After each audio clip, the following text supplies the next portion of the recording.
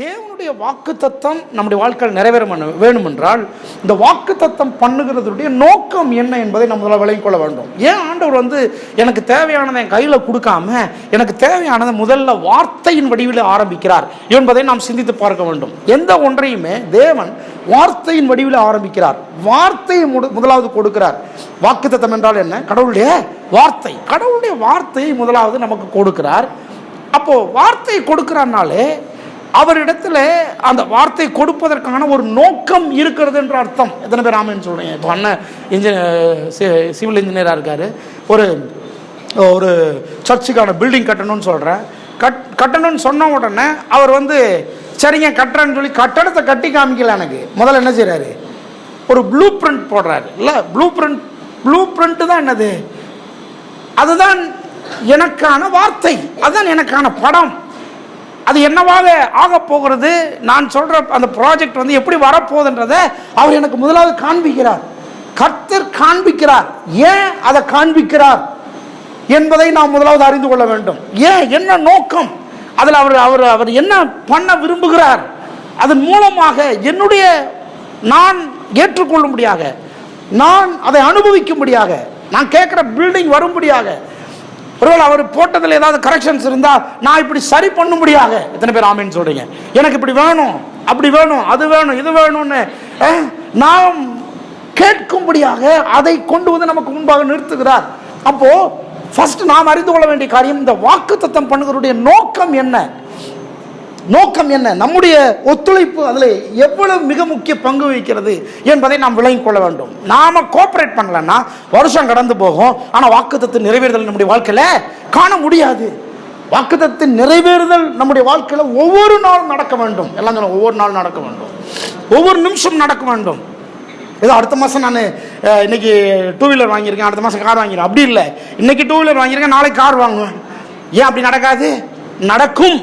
அப்போ வாக்குத்தத்தத்தின் நிறைவேறுதல்ல நம்முடைய பங்கு அவ்வளவு பெரிய இன்வால்மெண்டா இருக்கும்போது அன்றாடம் அதன் நிறைவேறுதலின் அனுபவங்களை நம்முடைய வாழ்க்கையில நாம் பார்க்க முடியும். எத்தனை பேர் விசுவாசிக்கிறீங்களா? ஆமென் சொல்லுங்க. அன்றாடம் நான் பார்க்க வேண்டும், அன்றாடம் நான் எடுத்து அனுபவிக்க வேண்டும், அன்றாடம் என் குடும்பத்தில் பார்க்க வேண்டும், என் பிள்ளைகளுடைய வாழ்க்கையில பார்க்க வேண்டும், என் சபையில பார்க்க வேண்டும். நான் செய்கிற எந்த தொழிலிலும் வாக்குத்தத்தத்தின் நிறைவேறுதலை நான் அன்றாடம் காண வேண்டும். ஆமென்.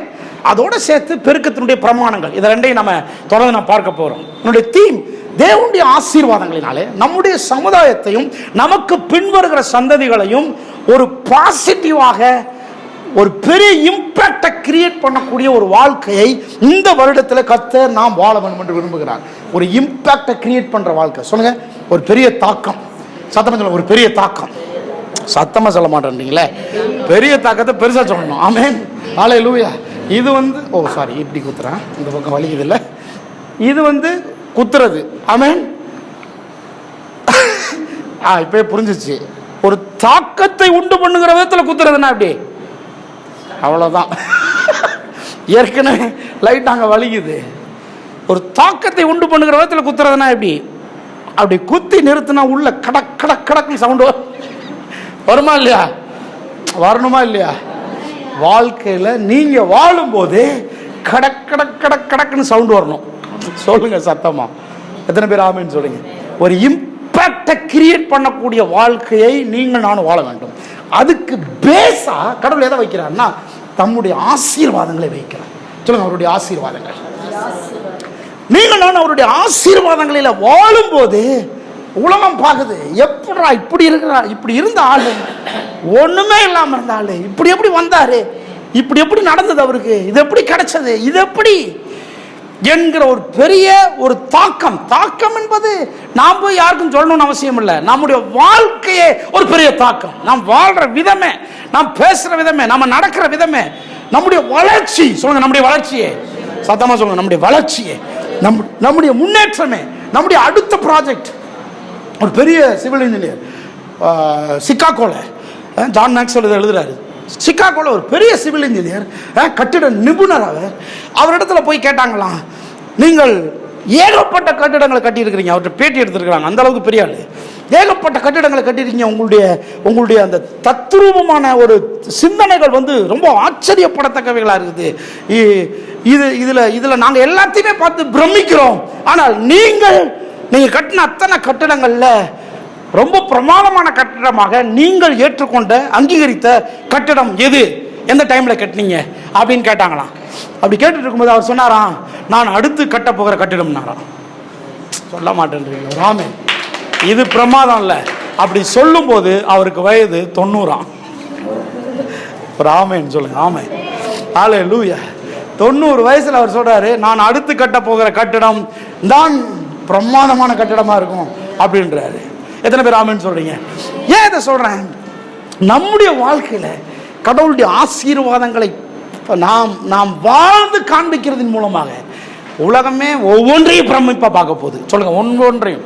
2025ஆம் ஆண்டு நம்முடைய வாழ்க்கையில் நடக்கிற ஒவ்வொன்றையும் நம்முடைய குடும்பங்களும் நம்முடைய சந்ததியும் ஒரு பெரிய பிரம்மாண்டமா பார்க்க போறாங்க. ஒவ்வொரு நாளையும் பிரம்மாண்டமா பார்க்க போறாங்க. நீ எப்படி விசுவாசிக்கிறீங்களா? ஆமென் சொல்லுங்க. அப்படி விசுவாசிக்கணும் சொல்லுங்க. ஹல்லேலூயா. அப்ப வாக்குத்தத்தம் என்பது எப்படி, இதை எப்படி புரிஞ்சுக்கலாம்?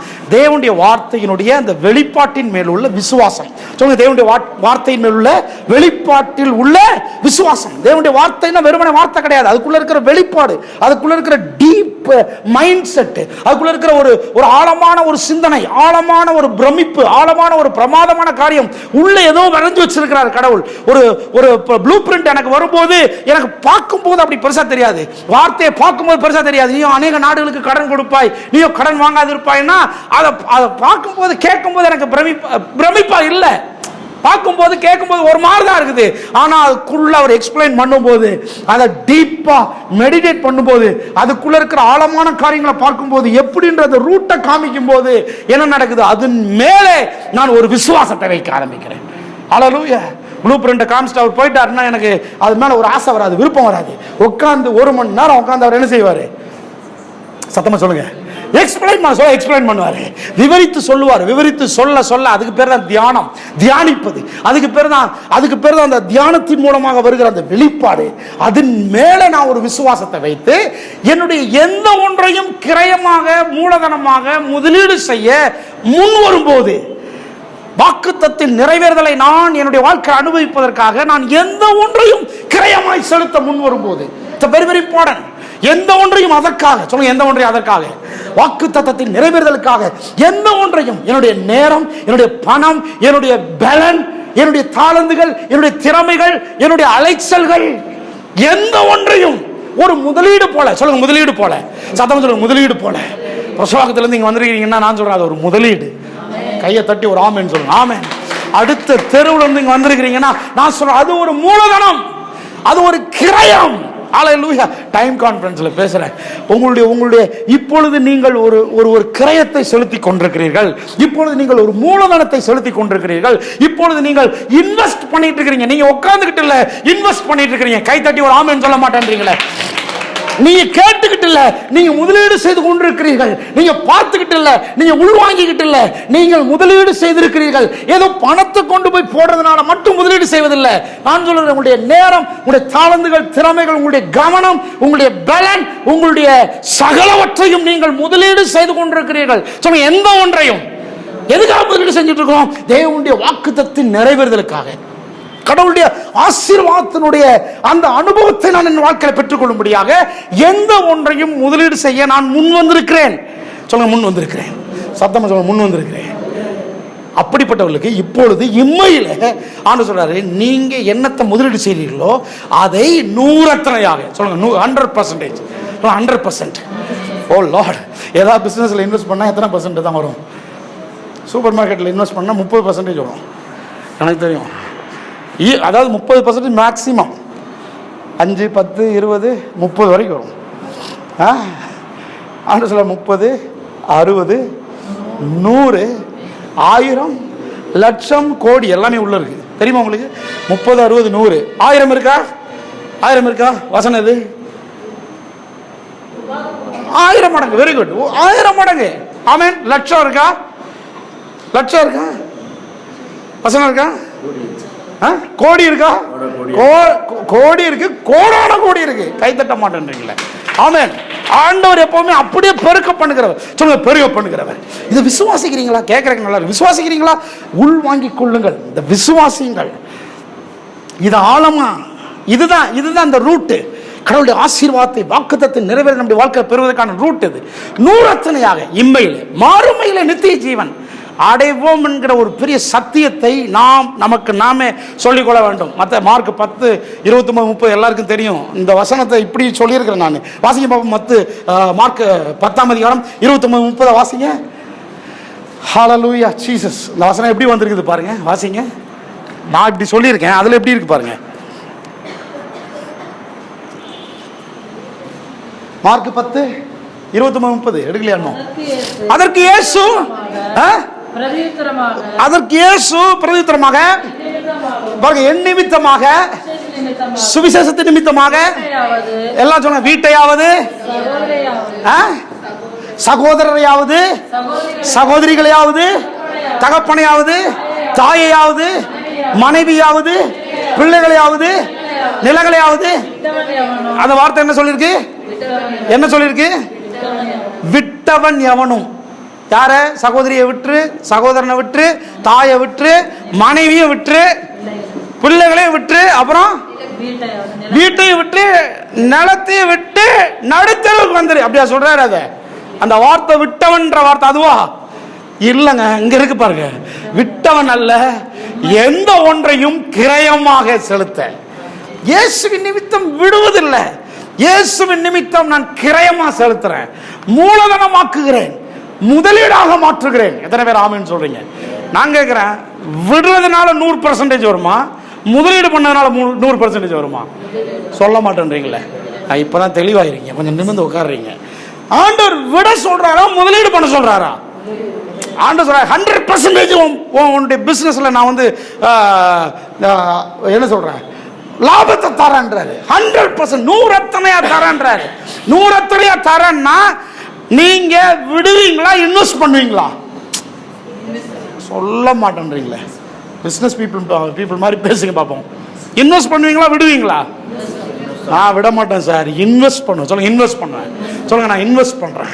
கிறிஸ்துவின் நிமித்தம் என் நேரத்தை இன்வெஸ்ட் பண்றேன். கிறிஸ்துவின் நிமித்தம் என் பணத்தை இன்வெஸ்ட் பண்றேன்.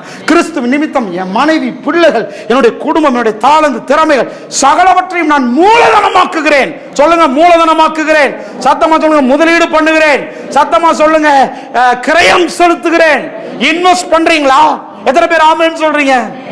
ஹல்லேலூயா சொல்லுங்க. 2-3 தடவை சொல்லுங்க பாப்போம். நான் கிறிஸ்துவின் நிமித்தம், சுவிசேஷத்தின் நிமித்தம் முதலீடு பண்ணுகிறேன். சொல்லுங்க, முதலீடு பண்றேன். ஒரு தூர பிரயாணம், முதலீடு பண்றேன். நான் வந்து காணிக்க போடுறது, முதலீடு பண்றேன். நானும் என் மனைவி பிள்ளைகளுமாக சேர்ந்து கர்த்தரை ஆராதிக்கிறோம். அதனால என்ன செய்கிறேன்? முதலீடு பண்றேன். சொல்லுங்க, முதலீடு பண்றேன். நான் கைத்தட்டி பாட்டு பாடும்போது முதலீடு பண்றேன். நல்ல வார்த்தைகளை நான் அறிக்கை செய்யும் போது முதலீடு பண்ணுகிறேன். சொல்லுங்க, முதலீடு பண்றேன். எதுக்காக முதலீடு பண்றேன்? 100 சொல்லுங்க, 100. சத்தமா சொல்லுங்க, 100. விசுவாசத்தோடு சொல்லுங்க, 100. தேவன் எனக்கு தருவேன் சொல்லி இருக்கிறார். வானம் பூமி ஒளிந்து போகலாம், அவருடைய வார்த்தை ஒளிந்து போகாது. அவர் சொன்னதை செய்ய வல்லவர் இருக்கிறார். கைத்தட்டி ஒரு ஆமென் சொல்லுங்க. 100 நான் பெறுவேன். இன்றைக்கே நான் சொல்றேன், இந்த மாசத்துல நீங்க 100 பலனை அடைவீர்கள். இத உள்ளத்துல எழுதிக்கீங்க, ஆழமாக எழுதிக்கீங்க. எத்தனை பேர் ஆமென் சொல்றீங்க? ஆமென். நீங்கள் விதைக்கிற விதைகளை 100 நீங்கள் செலுத்துகிற காணிக்கைகளை 100, உங்களுடைய டைம் 100, உங்களுடைய சகலவற்றையும் கர்த்தர் 100. ஆமென். அப்போ நோக்கம் என்ன? ஏன் அப்படி செய்கிறார் கர்த்தர்? ஏனென்றால் உங்களை சுற்றியுள்ள சமுதாயம், உங்களுக்கு பின்வருகிற சந்ததிகளும் சதா காலமும் உங்களை நினைவு கூறும்படியாக அவர்களை எந்த விதத்தில் பாதிக்க போகிறீர்கள் என்பதை கர்த்தர் இந்த உலகத்துக்கு காண்பிக்க விரும்புகிறார். எத்தனை பேர் ஆமென் சொல்றீங்க? சொல்லுங்க, என்னை சுற்றியுள்ள சமுதாயம் எப்போதும் நினைவு கூறும்படியாக. சொல்லுங்க, எப்போதும் நினைவு கூறும்படியாக, காலகாலமாக நினைவு கூறும்படியாக. சொல்லுங்க பாப்போம், நினைவு கூறுங்க பாப்போம். வேதாகமத்தில் எத்தனை ஆண்டுகள் கழித்து நாம் ஆபிரகாமை பேசிக்கிட்டு இருக்கிறோம், தாவீதை பேசிக்கிட்டு இருக்கிறோம், சாலமோனை பேசிக்கிட்டு இருக்கிறோம், இயேசுவை பேசிக்கிட்டு இருக்கிறோம் இல்லையா? கர்த்தர் சொல்றாரு, சதா காலங்களிலும் உங்களை நினைவு கூறும்படியாக. சொல்லுங்க, உங்களை நினைவு கூறும்படியாக. நீங்க நினைக்காதீங்க என்னுடைய வாழ்க்கை அப்படியே போயிடும் போல் இருக்குது, என் பேரே இல்லாம போயிடும் போல் இருக்கு. கர்த்தர் சொல்றாரு, சந்ததி சந்ததியாக உங்கள் பேரை கர்த்தர் நிற்க பண்ணுவார், நிலை நிற்க பண்ணுவார். கைத்தட்டி ஒரு ஆமென் சொல்லுங்க. அதுக்குதான் கர்த்தர் 100 ஆசீர்வதிக்கிறாரு. பிள்ளைகளை நூறத்தனை ஆசீர்வதிக்க, சந்ததிகளை நூறத்தனை ஆசீர்வதிக்கிறாரு. நான் சொல்றேன், உங்க பிள்ளைகள் மேல நூறத்தனையான ஆசீர்வாதங்களை பேசுங்க, நூறத்தனையான ஜெயங்களை பேசுங்க. ஏன்னா பேச முடியுமா? நிச்சயமா பேச முடியும். ஏன்னு சொன்னா, நீங்கள் விடல, நீங்க கிரயம் செலுத்துறீங்க, நீங்க விடல, நீங்க முதலீடு செய்றீங்க, நீங்க விடல, கர்த்தர் சொன்னதின் அடிப்படையில் நீங்கள் உங்களுடைய வாழ்க்கையை மூலதனமாக்குகிறீர்கள். ஆகவே நீங்கள் நம்ப முடியும். என் பிள்ளைகள் மேல ஆசீர்வாதத்தையும் ஜெயத்தையும் கூறுகிறேன், சபையின் மேல ஆசீர்வாதத்தையும் ஜெயத்தையும் கூறுகிறேன். ஏன்னு சொன்னா, கர்த்தர் காலாகாலமாக நம்முடைய பேர் நிற்க பண்ணுகிறார். சத்தமா சொல்லுங்க, என்னுடைய பேரை நிற்க பண்ணுகிறார், உங்கள் பேரை நிலைநிற்க பண்ணுகிறார். எத்தனை பேர் விசுவாசிக்கிறீங்க? ஹல்லேலூயா. ஆகவே அதற்காக நாம் என்ன செய்ய போகிறோம்? மனப்பூர்வமாய் செலுத்த முன் வந்திருக்கிற கிரயம் என்ன? இப்பொழுது நாம் என்ன செய்து கொண்டிருக்கிறோம்? ரைட், இதான் கேள்வி. வாக்குத்தத்தம் பண்ணுகிறதுனுடைய 4 அடிப்படை நோக்கம். இதை கொஞ்சம் டீட்டெயிலாக பார்ப்போம். கலகரன் நான் நேரத்துக்கு முடிக்கிறேன். 4 அடிப்படை நோக்கம். ஒன்று, ஏற்கனவே நான் இதை லைட்டாக சொன்னது தான். ஒன்று, நான் அந்த நபருடைய மனதிலே வாக்குத்தத்தத்தை நாம் பெற்றிருக்கிறோம் இல்லையா? வாக்குத்தத்தை பெற்றவங்களை கை தூங்க பார்ப்போம். வாக்குத்தத்தை நாம் பெற்றிருக்கிறோம். என்ன வாக்குத்தத்தங்கள்? ஏராளமான வாக்குத்தத்தங்கள். உங்களுக்கு பிடிச்ச வாக்குத்தத்தமாக இருக்கலாம், அல்லது உங்களுக்கு கேள்விப்பட்ட வாக்குத்தத்தமாக இருக்கலாம். எவ்வளவு வாக்குத்தத்தங்கள் கிறிஸ்து இயேசுவுக்குள் நிறைவேறி இருக்குது. அந்த வாக்குத்தத்தங்களை அந்த நபருடைய மனதில் கர்த்தர் வைக்கிறார். மனதில் ஏன் வைக்கிறாருன்னா, வார்த்தை வடிவில் ஏன் கொடுக்கிறாருன்னா, அவர்களுடைய மனதில் இருக்கிற தற்காலிகமாக இருக்கிற பதிந்திருக்கிற சில எதிர்மறையான சாப விரக்தியின் எண்ணங்களை, உள்ள என்ன இருக்குது நல்லா யோசித்து பாருங்க. இஸ்ரவேல் ஜனங்களுக்குள்ள என்ன இருக்குது? பாலும் தேனும் ஓடுகிற நலம் விசாலமான தேசத்தை கொடுப்பேன்னு சொன்னாரு. ஆனால் 400 வருஷமா அடிமைகளா இருக்கிறாங்க. அவங்களுக்குள்ள என்ன இருக்குது? சாப எண்ணங்கள், விரக்தியின் எண்ணங்கள். அவங்க வாழ்க்கையில் ஒரு வாக்குத்தத்தை சொன்னால் அதை ஏற்றுக்கொள்ளக்கூட முடியாது. இப்படியெல்லாம் வாழ்க்கையில் நடக்குமா என்கிற ஒரு பெரிய கேள்வி கேட்கக்கூடிய விதத்தில் ஒரு எதிர்மறையான எண்ணங்கள் அவருடைய உள்ளத்தில் பதிந்து கிடக்கிறது.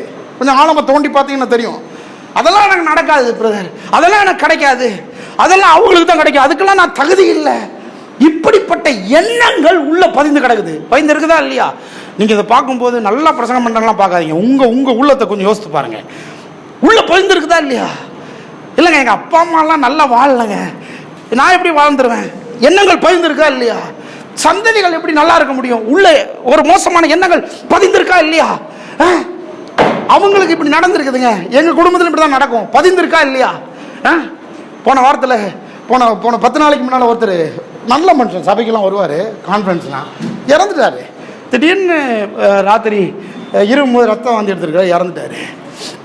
நாங்கள் சாவுக்காக போகிறோம், நான் அம்மா எல்லோரும் அப்படி டெத்துக்காக போகும்போது ஒருத்தர், அவர் ஹஸ்பண்ட் அண்ட் ஒய்ஃபா, அவங்க 2 வண்டியில் வர்றவங்க, அவர் சொன்னார், ஓகே அங்கே டெத்துக்கு போகிறீங்களா? அவர் எங்கள் மாமா தான். மாமாவா தாத்தாவா ஏதோ ஒன்று சொன்னார். எங்கள் மாமா தான், எங்கள் ரிலேஷன் தான், எனக்கு இவரே யாருன்னு தெரியாது. அப்புறம் தான் அம்மா சொன்னாங்க, இவர் நம்ம சர்ச்சுக்கு வந்திருக்கிறாராம் அப்படின்னு சொல்லி சொன்னாங்க.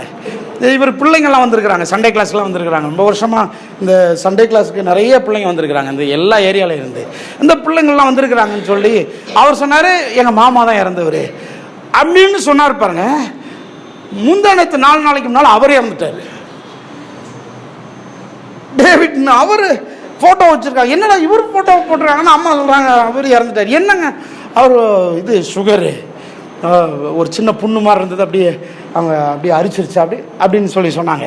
சரி, காலகாலமாக அவருடைய உள்ளங்களில் என்ன பதிந்திருக்குது? இப்படித்தான் போல் இருக்குது. அவருக்கு ஹார்ட் அட்டாக் வந்தால் இவங்களுக்கும் ஹார்ட் அட்டாக் வரும், பிள்ளைகளுக்கும் வரும் இல்லையா? அல்லது எங்கள் குடும்பத்தில் இப்படிதான் பிரதர் எப்பவுமே நடக்கும். இதெல்லாம் சாப விரக்தியின் எண்ணங்கள். சொல்லுங்க, விரக்தியின் எண்ணங்கள். சத்தமா சொல்லுங்க, விரக்தியின் எண்ணங்கள். உள்ள தேடி பாருங்க, விரக்தியின் எண்ணங்கள் இருக்கும். சில மோசமான எதிர்மறையான காரியங்கள் உங்களுக்குள்ள பதிந்திருக்கும். கடவுள் ஏன் வாக்குத்தத்தம் பண்றாரு? இஸ்ரவேல் ஜனங்களை அப்படி தூக்கிட்டு போய் உட்கார வச்சிடலாம்ல, பாலும் தேனும் ஓடும் தேசத்துக்குள்ளார. ஏன் அப்படி வைக்கல? முதல்ல கர்த்தர் ஏன் இந்த வாக்கு தத்தத்தை கொடுக்கிறாரு? இதை புரிந்து கொள்ள வேணும். வார்த்தை தான் வாக்கு தத்தம். ஏன் வாக்கு தத்தம் கொடுக்கிறாரு? அந்த வாக்கு தத்தத்தில் சொல்லப்பட்டிருக்கிற நேர்மறையான ஒரு சத்தியத்தை, வாக்கை அவருடைய எண்ணங்களால், அவருடைய எண்ணங்களை நிரப்ப விரும்புகிறார். எத்தனை பேர் விரும்புறீங்க? எத்தனை பேருக்கு புரியுது? ஆண்டவர் என்ன பண்றாரு? பாருங்க, வாக்கு தத்தத்துக்குள்ள இருக்கிற அவருடைய சத்திய நேர்மறையான எண்ணங்களை தற்காலிகமாக பதிந்திருக்கிற எதிர்மறையான சாப விரக்தியின் எண்ணங்களில் போய் இறக்குகிறார். இருக்கிறீங்களா இல்லையா? முதல்ல அந்த சாப எண்ணங்களை வெளியேற்ற வேண்டும், விரக்தியின் எண்ணங்களை வெளியேற்ற வேண்டும். கர்த்தர் தீர்க்க தரிசனமா பேசிட்டு இருக்கிறார். நான் சொல்றேன், உங்கள் உள்ளத்தில் இருக்கிற மோசமான அந்த அனுபவ எண்ணங்களை வெளியேற்ற வேண்டும். கர்த்தர் ஏன் வாக்குத்தத்தம் பண்றாரு? அந்த காரியத்தை கொடுத்திருக்கலாமே, ஏன் வாக்கு பண்றாரு? அநேக நாடுகளுக்கு கடன் கொடுப்பாய்னு சொல்லணுமா சார்? கோடியை கொட்டிட வேண்டியதானே, கொட்டிட்டாலே கொடுத்துருவானே. இல்ல, அப்படி கொடுக்க மாட்டாரு. அதுக்கு காரணம் இருக்கு. அப்படி கொடுக்கறது இல்ல, ஃபர்ஸ்ட் வார்த்தையின் வடிவிலே உள்ள கொண்டு வராரு. ஏன் அப்படி கொண்டு வராரு? ஏனென்றால் உங்களுக்குள்ள சாப விரக்தியின் எதிர்மறையான எண்ணங்கள் இருக்கிற வரைக்கும் உங்களுக்கு கோடி கோடியான பணத்தை கொண்டு வந்து கொடுத்தாலும் அது வேலை செய்ய முடியாது, ஆசீர்வாதமா இருக்க முடியாது. அதற்கு பதிலாக அந்த சாப விரக்தியின் எதிர்மறையான எண்ணங்களை வெளியேற்றுவதற்கு வாக்குத்தத்தத்துக்குள்ள இருக்கிற அவருடைய நேர்மறையான எண்ணங்களை உள்ள இறக்க வேண்டும். ஓ லார்ட், இந்த எண்ணம் உள்ள இறங்கலன்னா அதுதான் செய்தி, அதுதான் பிரசங்கம்.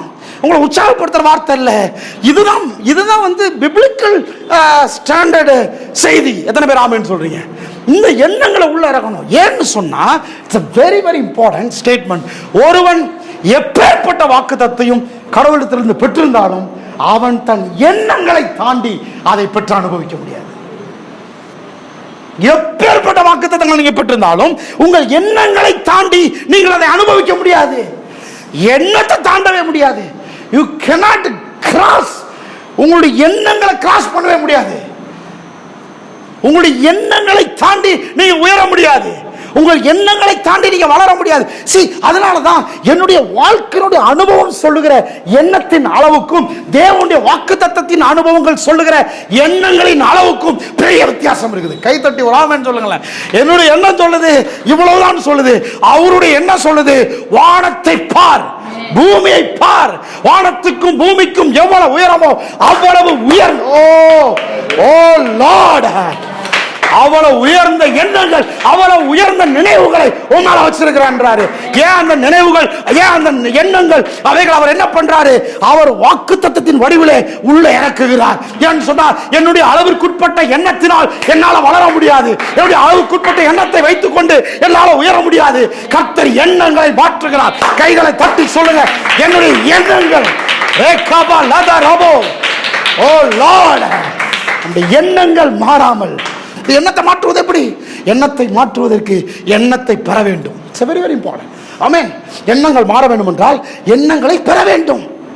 என்ன எண்ணங்கள் மாற வேண்டுமோ அந்த இடத்துல என்ன எண்ணங்களை பெற வேண்டுமோ அந்த எண்ணங்கள் கொடுக்கப்பட வேண்டும். ஆகவே தான் நான் சொல்றேன், நீங்கள் நானும் தெரிந்தோ தெரியாமலையோ கடவுளுடைய வார்த்தை கிட்ட வந்துட்டோம். பிகாஸ் நான் சொல்றேன், இந்த உலகத்தில் இருக்கிற எந்த மனுஷனுடைய எண்ணங்களும் உங்களுடைய எண்ணங்களை போலதான் இருக்கும். கடவுளுடைய எண்ணம் மாத்திரமே நம்முடைய எண்ணங்களை விட மேலானது, உயர்ந்தது, சிறந்தது. இதை விட ஒரு பெஸ்ட் மைண்ட் செட் எங்கிருந்து கிடைக்காது. ஹல்லேலூயா. சோ எண்ணங்களை மாற்ற வேண்டும். எண்ணங்களை மாற்றுவதற்கு தான் வாக்குத்தத்தங்கள். வாக்குத்தத்தத்தை படிக்கும் போது நம்ம எப்படி அதை ஏற்றுக்கொள்கிறோம் என்பது முக்கியமானது. எப்படி ஏற்றுக்கொள்கிறோம்? அவருடைய எண்ணங்களை பார்க்கிறேன். பைபிளை படிக்க படிக்க அவருடைய எண்ணங்களை பார்க்கிறேன். எண்ணங்களை பார்க்குறீங்களா? அவருடைய மனதை பார்க்கிறேன். அவர் என் மேல வச்சிருக்கிற அக்கறையை பார்க்கிறேன். அவர் என் மேல வச்சிருக்கிற அந்த உயர்ந்த சிந்தனையை பார்க்கிறேன். அவர் என்னை குறித்து எப்படி ஒரு வரைபடம் வைத்திருக்கிறார். ஓ லார்ட், ஹல்லேலூயா. ஒரு அரை கிரவுண்டு லேண்டை வந்து அண்ணங்கிட்ட கொடுத்தா அவர் டிசைன் பண்ணும் போது நான் நினைச்சிருக்கவே மாட்டேன். அப்படி பண்றாரு டிசைன். ஆமாவா இல்லையா? ஆமாவா இல்லையா? ஆமாவா இல்லையா? நீங்க ஒரு ட்ரெஸ் எடுக்கணும்னு போறீங்க, நீங்க ஒரு எதிர்பார்ப்போட போவீங்க, அங்க போய் பார்த்தா அசந்து போவீங்க. எப்படியெல்லாம் ட்ரெஸ், எப்படிப்பட்ட எண்ணங்களை உங்களுக்கு தராங்க. உங்களை சுற்றிலும் இருந்து நீங்கள் பெறுகிற விசித்திரமான ஒன்று உயர்தரமான எண்ணங்கள். கைதட்டி ஒரு ஆமென் சொல்லுங்க. ஹல்லேலூயா. சொல்லுங்க, உயர்தரமான எண்ணங்கள். சொல்லுங்க, உயர்தரமான எண்ணங்கள். எண்ணங்கள் மாறாமல் எண்ணங்களை தாண்டி வாக்குத்தத்தத்தை பெற முடியாது. அதனாலதான் ஃபர்ஸ்ட் ஆண்டவர் என்ன பர்பஸ்க்காக வாக்கு பண்றாரு, வார்த்தை கொடுக்கிறாரு, எண்ணங்களை மாற்ற விரும்புகிறார். சாப விரக்தியின் எண்ணங்களை வச்சுக்கிட்டு நிறைய வசனங்களை சொல்ல முடியும். ஆபிரகாமுடைய எண்ணங்கள் மாற வேண்டும். 75 வருஷமா 90 வருஷமா குழந்தை இல்லை, எப்படி இருக்கும் எண்ணங்கள்? ஹலோ, நீங்க நினைக்காதீங்க ஒரு எண்ணத்தை மாற்றுவது, ஒரு கேரக்டரை மாற்றுவது ரொம்ப எளிது நினைக்காதீங்க. அந்த அனுபவங்கள் அவருடைய வாழ்க்கை விட்டு போகாது. அந்த அனுபவத்தை மாற்றுவது ரொம்ப கடினம். ஆகவே தான் நான் சொல்றேன், எங்கேயும் போய் நீங்கள் உங்களுடைய அனுபவத்தையோ உங்களுடைய எண்ணங்களையோ மாற்றிவிட முடியாது. ஏன்னு சொன்னா எல்லா இடத்திலையும் நீங்கள் போகும் பொழுது தோல்வி, விரக்தி, எதிர்மறையான எண்ணங்களை தான் நீங்க பார்க்க முடியும். நான் சொல்கிறேன், ஒரே ஒரு பிளேஸ், கடவுளுடைய வார்த்தை. கடவுளுடைய வார்த்தை மட்டும்தான் ஒரு புதிய எண்ணத்தை தர முடியும். நீங்கள் இருக்கிற இடத்திலிருந்து ஒரு மேலான ஒரு எண்ணத்தை தர முடியும், உயர்ந்த எண்ணத்தை தர முடியும். சபையினுடைய நோக்கம் அதுதான். சபையினுடைய நோக்கம் உயர்ந்த எண்ணங்களை தருவது, உயர்ந்த சிந்தனைகளை கொடுப்பது. எப்படி சார் உயர்ந்த எண்ணங்கள், உயர்ந்த சிந்தனைகள் வரும்? அது ஏன் புத்தி இல்லைங்க, ஒரு பாஸ்டருடைய எண்ணங்கள் இல்ல, கடவுளுடைய எண்ணங்கள். கை தட்டி ஒரு ஆமென் சொல்றீங்களா? ஹல்லேலூயா. அதனாலதான் ஒரு பாஸ்டர் கடவுளுடைய வார்த்தை எடுத்து பிரசங்கிக்க வேண்டும். அதற்கு பதிலாக அவருடைய சொந்த புத்தி, சொந்த எண்ணங்களை வச்சு பிரசங்கிக்க முடியாது. நான் இப்படி பேசிட்டே இருக்கும் போது, ஓ லார்ட், எனக்கு எண்ணங்கள் மாற்றப்படுகிறது. ஏன்னு சொன்னா கடவுளுடைய எண்ணங்கள் எனக்குள்ள இருந்து உங்களுக்குள்ள பேசப்படும் போது நானும் கேட்கிறேன், கேட்க கேட்க நானும் உயருவேன், கோடா கோடியாய் பெருகுவேன், நானும் பாலும் தேனும் ஓடுகிறேன். ஓ ஹல்லேலூயா. ஒரு பெரிய 400 வருஷம், 5 தலைமுறை, நம்முடைய கணக்கின்படி 5 தலைமுறை சார், 5 தலைமுறையாக அடிமைத்தனத்தில் இருக்கிற மனுஷனுக்கு பால் என்ன தெரியும், தேன் என்ன தெரியும், நலம் என்ன தெரியும், விசாலம் என்ன தெரியும்? உங்களுக்கும் எனக்கும் நாடுகளுக்கு கடன் கொடுப்பதுனா என்ன சார் தெரியும்? கர்த்தர் சொல்றாரு, நாடுகளுக்கு கடன் கொடுப்பாய். ஏற்றுக்கொள்ள முடியல, புரிந்து கொள்ள முடியல. எனக்கு எனக்கு எனக்கு அப்படின்னா என்னன்னு தெரியல. வெள்ளரிக்கான என்னன்னு தெரியும், கொமிட்டிக்கான என்னன்னு தெரியும், இல்ல அப்படித்தானே சொன்னாங்க. இதுனா தான் சார் என்னன்னு தெரியும், அடினா என்னன்னு தெரியும், உதனா என்ன தெரியும், கல்ல தூக்குறதுனா என்னன்னு தெரியும், கட்டணம் கட்டுறதுனா என்னன்னு தெரியும். இதுதான் சார் எனக்கு தெரியும். கர்த்தர் சொல்றாரு, இதெல்லாம் ஓய போகுது. தீர்க்க தரிசனமா சொல்றாரு, உன் அலைச்சல் ஓய போகுது, உன்னுடைய கடினமான உழைப்பு ஓய போகுது. நீ போய் கட்டாத கட்டடங்கள்ல குடியிருக்க போகிறாய், நடாத தேசத்துல குடியிருக்க போகிறாய். பாலும் தேனும் ஓடுகிற நலமும் விசாலமான தேசத்துல போய் நீ குடியிருக்க போகிறாய். ஷேகாலா ராபோ, எத்தனை பேர் விசுவாசிக்கிறீங்க? Oh Lord of mercy, we thank you Lord, we thank you Father. எண்ணங்கள் மாறுகிறது, எண்ணங்கள் மாறுகிறது, புத்தி மாறுகிறது.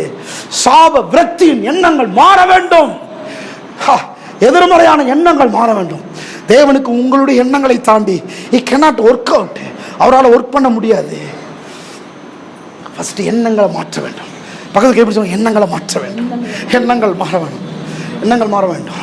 தோல்வியான வார்த்தைகளை பேசக்கூடாது, பின்னால் சொல்றேன். எண்ணங்கள் மாற வேண்டும். ஃபர்ஸ்ட் இந்த எண்ணங்களை கலைந்து போட விரும்புகிறார்.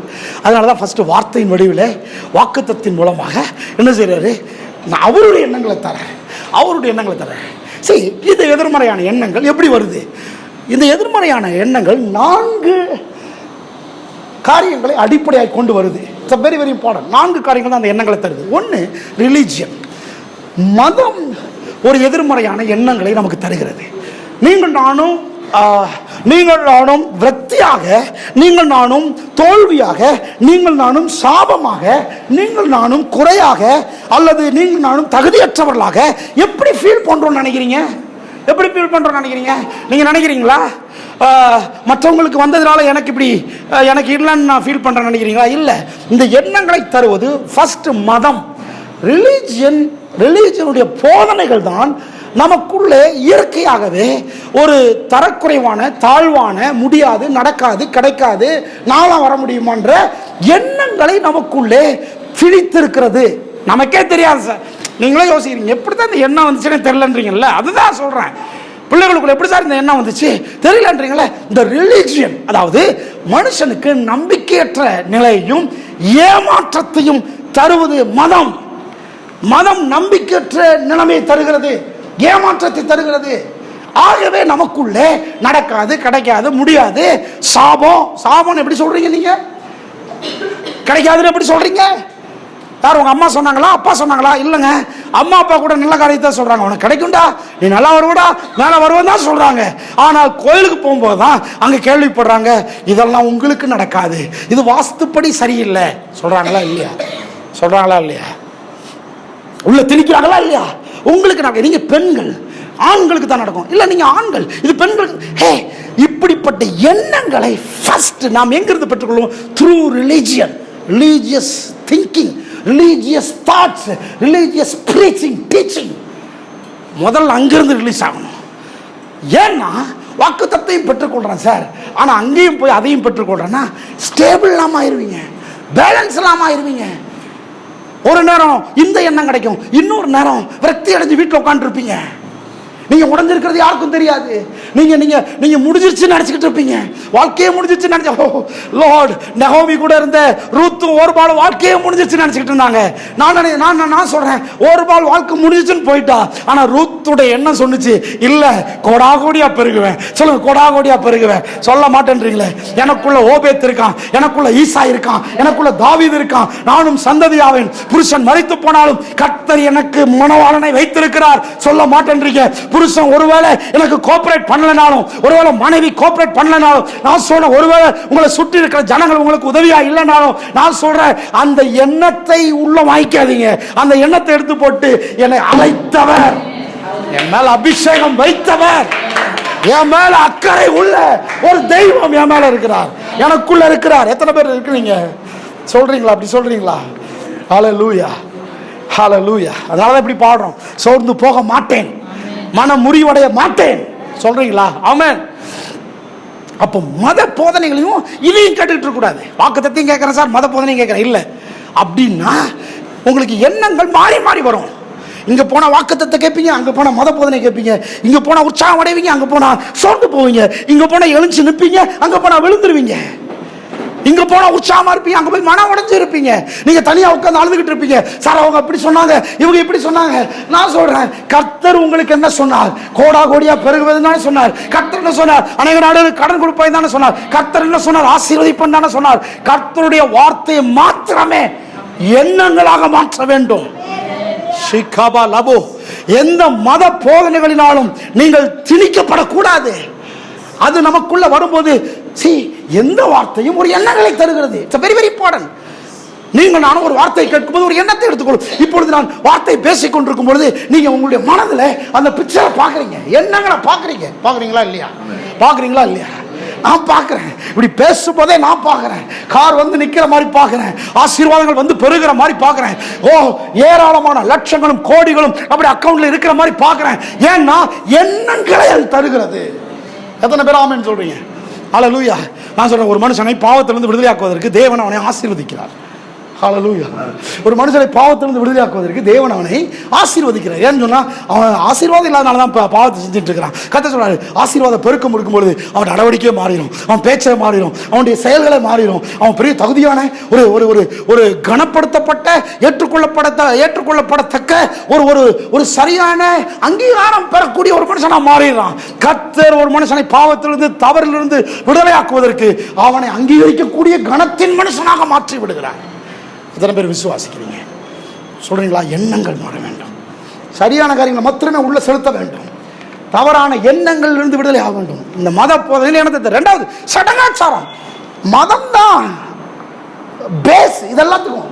சடங்காச்சாரம் என்பது என்னது? மனுஷனுடைய பிரமை, மனுஷனுடைய யூகங்களினால் உண்டான நம்பிக்கைகளின் கிரியைகள். இதான் சடங்காச்சாரம். சடங்காச்சாரம் தான் சில மோசமான எண்ணங்களை தருகிறது, சில எதிர்மறையான எண்ணங்களை தருகிறது. சடங்காச்சாரம். மூன்றாவது பாரம்பரியம். பாரம்பரியம் முன்னோர்களினுடைய பழக்கங்களை மாற்றக்கூடாதபடிக்கு மக்களை துணிச்சலற்றவர்களாகவே வைத்திருந்ததுதான் பாரம்பரியம். முன்னோருடைய பாரம்பரியம். மார்க் 7ஆம் அதிகாரம் தான் அதுக்கு சரியான ஒரு வேத ஆதாரம். கை கழுவாம சாப்பிட மாட்டாங்க, கால் கழுவாம உள்ள வர மாட்டாங்க. பாரம்பரியங்கள். நல்லா கவனிங்க. ஒரு மத போதனை, ஒரு சடங்காச்சாரம், ஒரு பாரம்பரியம் உங்களுடைய உள்ளத்தில் இருக்கிற வரைக்கும் நீங்கள் அதை செய்யாமல் போகும்போது அங்கே நீங்கள் ஒரு குற்ற உணர்வை பெறுகிறீர்கள். ஆமாவா இல்லையா? குற்ற உணர்வு உள்ள வரும்போது உங்களுக்குள்ள ஆட்டோமேட்டிக்கா என்ன நடக்குது? இது நடந்ததுனால தான் இது அப்படின்னு ஆரம்பிக்குது. ஆமாவா இல்லையா? உதாரணத்துக்கு ஒரு பூனை குறுக்க வந்துருச்சுன்னா, எக்ஸாம்பிள் சிம்பிள், ஒரு பூனை குறுக்க வந்துருச்சுன்னா என்ன நடக்கும்? ஒரு தீமையான காரியம் நடக்கும்ன்ற ஒரு பாரம்பரியம், ஒரு எண்ணம் கடத்தப்பட்டிருக்கிறதுனால ஒரு பூனை குறுக்கால போனா போதும், வயசான ஆளுகள் அங்க இருக்காங்களான்னு பார்க்கணும், உடனே சொல்லுவாங்க நின்னு போ. சரி நிக்கலன்னா எங்கேயாவது விழுவ, போய் விழுந்தா சொன்னல்லன்னுவாங்க. ஆமா இல்லையா? இப்படி தான் கடத்தப்படுது, இப்படிப்பட்ட எண்ணங்கள் தான் கடத்தப்படுது. ஆமாவா இல்லையா? இப்படியே சொல்லி சொல்லி மதமும் சடங்காச்சாரமும் பாரம்பரியமும் நமக்குள்ளே ஒரு ஒரு ஒரு ஒரு என்ன சொல்றது, அதை மாற்றுவதற்கு அந்த துணிச்சல் இல்லாமல் நம்மை ஆக்கி செயல்படுவதற்கு துணிச்சல் அற்றவர்களாகவும் நம்மை மாற்றி விடுகிறது. ஆசீர்வாதத்தை சொந்தரிக்க முடியறதில்லை. வாக்குத்தத்தம் ஆயிரங்கள் இருந்தாலும் கர்த்தரே சொல்றாரு நீ போ அப்படின்னு சொல்றாரு. கர்த்தர் சொன்னாரா நீ போகும்போது பூனை குறுக்கால வந்தா நின்றுட்டு போ அப்படின்னு சொல்றாரு? இல்ல, நீ போ, போனா ஏறி மிதிச்சு போகணும். கை தட்ட மாட்டேன். எத்தனை பேர் ஆமேன்னு சொல்றீங்க? சொல்லுங்க. போனா போனோம். ஆமாவா இல்லையா? ஹல்லேலூயா. ஆனா நீங்க நானும் வேற எண்ணங்களை உடையவர்களா இருக்கிறதுனால, இந்த பாரம்பரியங்கள் உள்ள இருக்கிறதுனால நம்மள என்ன செய்ய முடியல. இந்த குற்ற உணர்வு, தாழ்வு மனப்பான்மை, இது என்ன நடக்குதுன்னா வாக்குத்தத்தங்களை சுதந்திரிப்பதற்கு தடையாக மாறி விடுகிறது. ஏன்னா என்ன மோசமா இருக்குது. நாலாவது சுய கொள்கைகள். சுய கொள்கைகள் தங்களுக்கு தாங்களே விதித்துக் கொள்கிற கட்டுப்பாடுகள். இன்றைக்கு நிறைய பேர் எதிலிருந்து விடுதலை ஆகலை? தங்களுக்கு தாங்களை விதித்துக் கொண்ட சில சுய கட்டுப்பாடுகள் இருந்து அவர்கள் விடுதலை ஆகவில்லை. அவர்களுக்குள்ளே இருக்கிற அந்த எண்ணங்கள் சற்று யோசித்து பாருங்க. எவ்வளவுதான் பிரசங்கம் பண்ணாலும் சிலருடைய பாரம்பரியங்கள், மத போதனைகள், சில சடங்காச்சாரங்கள், சில சில சுய கொள்கைகள் இருந்து அவர்களை விடுதலையாக்குவது ரொம்ப கடினமாக இருக்குது. ஏன்னு சொன்னால் அவங்களுடைய எண்ணங்கள் ரொம்ப ஆழமாக இருக்குது. 10ஆம் அதிகாரம் 2ஆம் வசனத்தை வாசிங்க. 1 கொரிந்தியர் 10:2 சீக்கிரம் வாசிங்க.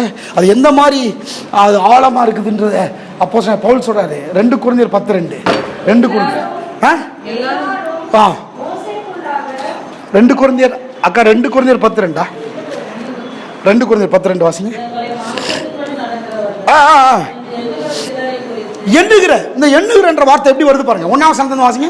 1ல இருந்து உங்களுக்கு முன்பாக நான் இருக்கும்போது தாழ்மையாயும் தூரத்தில் இருக்கும்போது உங்கள் மேல் ரொம்ப கண்டிப்பாயும் இருக்கிறேன்.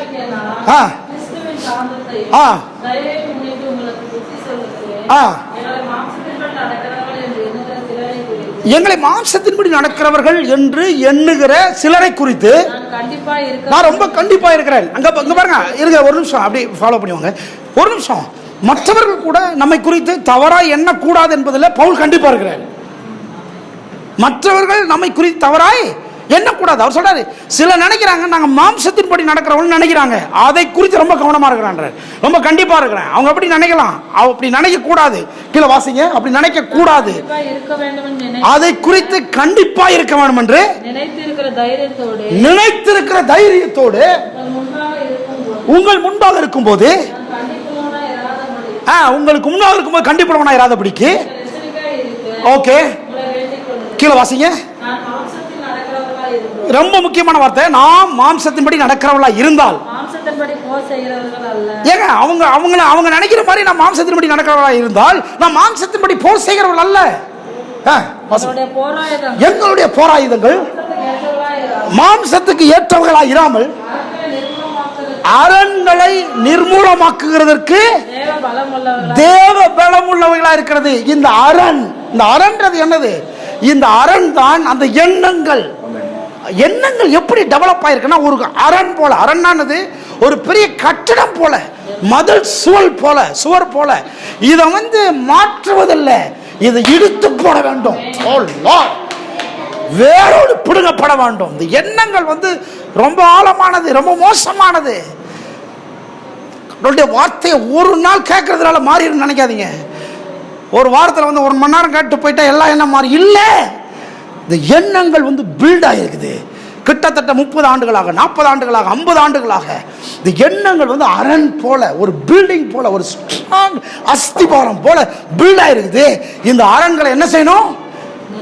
நிர்மூலமாக்க வேண்டும். நிர்மூலமாக்குவதற்கு ஏற்ற எண்ணங்களை நாம் உள்ளே புகுத்த வேண்டும். அதான் கடவுளுடைய வார்த்தை, அதான் கடவுளுடைய சத்தியம், வாக்குத்தத்தங்கள்.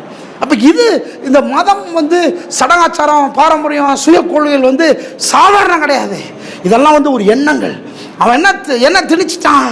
உங்களெல்லாம் விடுதலை ஆக்க முடியாது, உங்களுக்கு ஒரு யாவே தேவன் இருக்கிறாரா? கிடையாது. உங்களை ரட்சிக்க யார் வருவான்னு பார்க்கலாம், உங்களை விடுதலை ஆக்க யார் வருவான் பார்க்கலாம். இப்படிதான் பேசிட்டு இருப்பாங்க. இதான் மதம் பேசுற பேச்சு. யார் வருவா, எப்படி நீங்க வளருவீங்க, இந்த புள்ள இப்படி வளருமா, எல்லாத்தையும் கொண்டு போடு, எல்லாத்தையும் கொல்லணும்னு முடிவு பண்ணா கூட 6 மாசம் வரைக்கும் வாயே திறக்காம ஒரு குழந்தை இருக்கும். கை தட்டி ஒரு ஆமென் சொல்லுங்க. ஆமென். பைபிளை படிக்க படிக்க படிக்க நமக்கு என்ன எண்ணங்களை கட்டத்தரார்னா, அவங்களுக்கெல்லாம் நடந்திருக்கலாம், ஆனா உனக்கு நடக்காது. கை தட்ட மாட்டேன்றீங்களே. ஆமென். இடது பக்கம் அது நடந்திருக்கலாம், வலது பக்கம் அது நடந்திருக்கலாம், ஆனா உனக்கு நடக்காது. சொல்லுங்க, எனக்கு நடக்காது. சத்தமா சொல்லுங்க, எனக்கு நடக்காது. இந்த எண்ணத்தை தருது கத்த தராரு. அவங்க செத்துருக்கலாம், இவங்க செத்துருக்கலாம், அவங்களுக்கு சுகர் வந்திருக்கலாம், இவங்களுக்கு எது வந்தாலும் அது உன்னை அணுகாது. இதுதான் ஆண்டவர் தராரு. இந்த எண்ணங்களை நாம் கட்டி எழுப்ப வேண்டும்.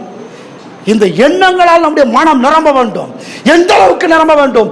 ஒரு அரண் போல நிரம்ப வேண்டும். ஹல்லேலூயா.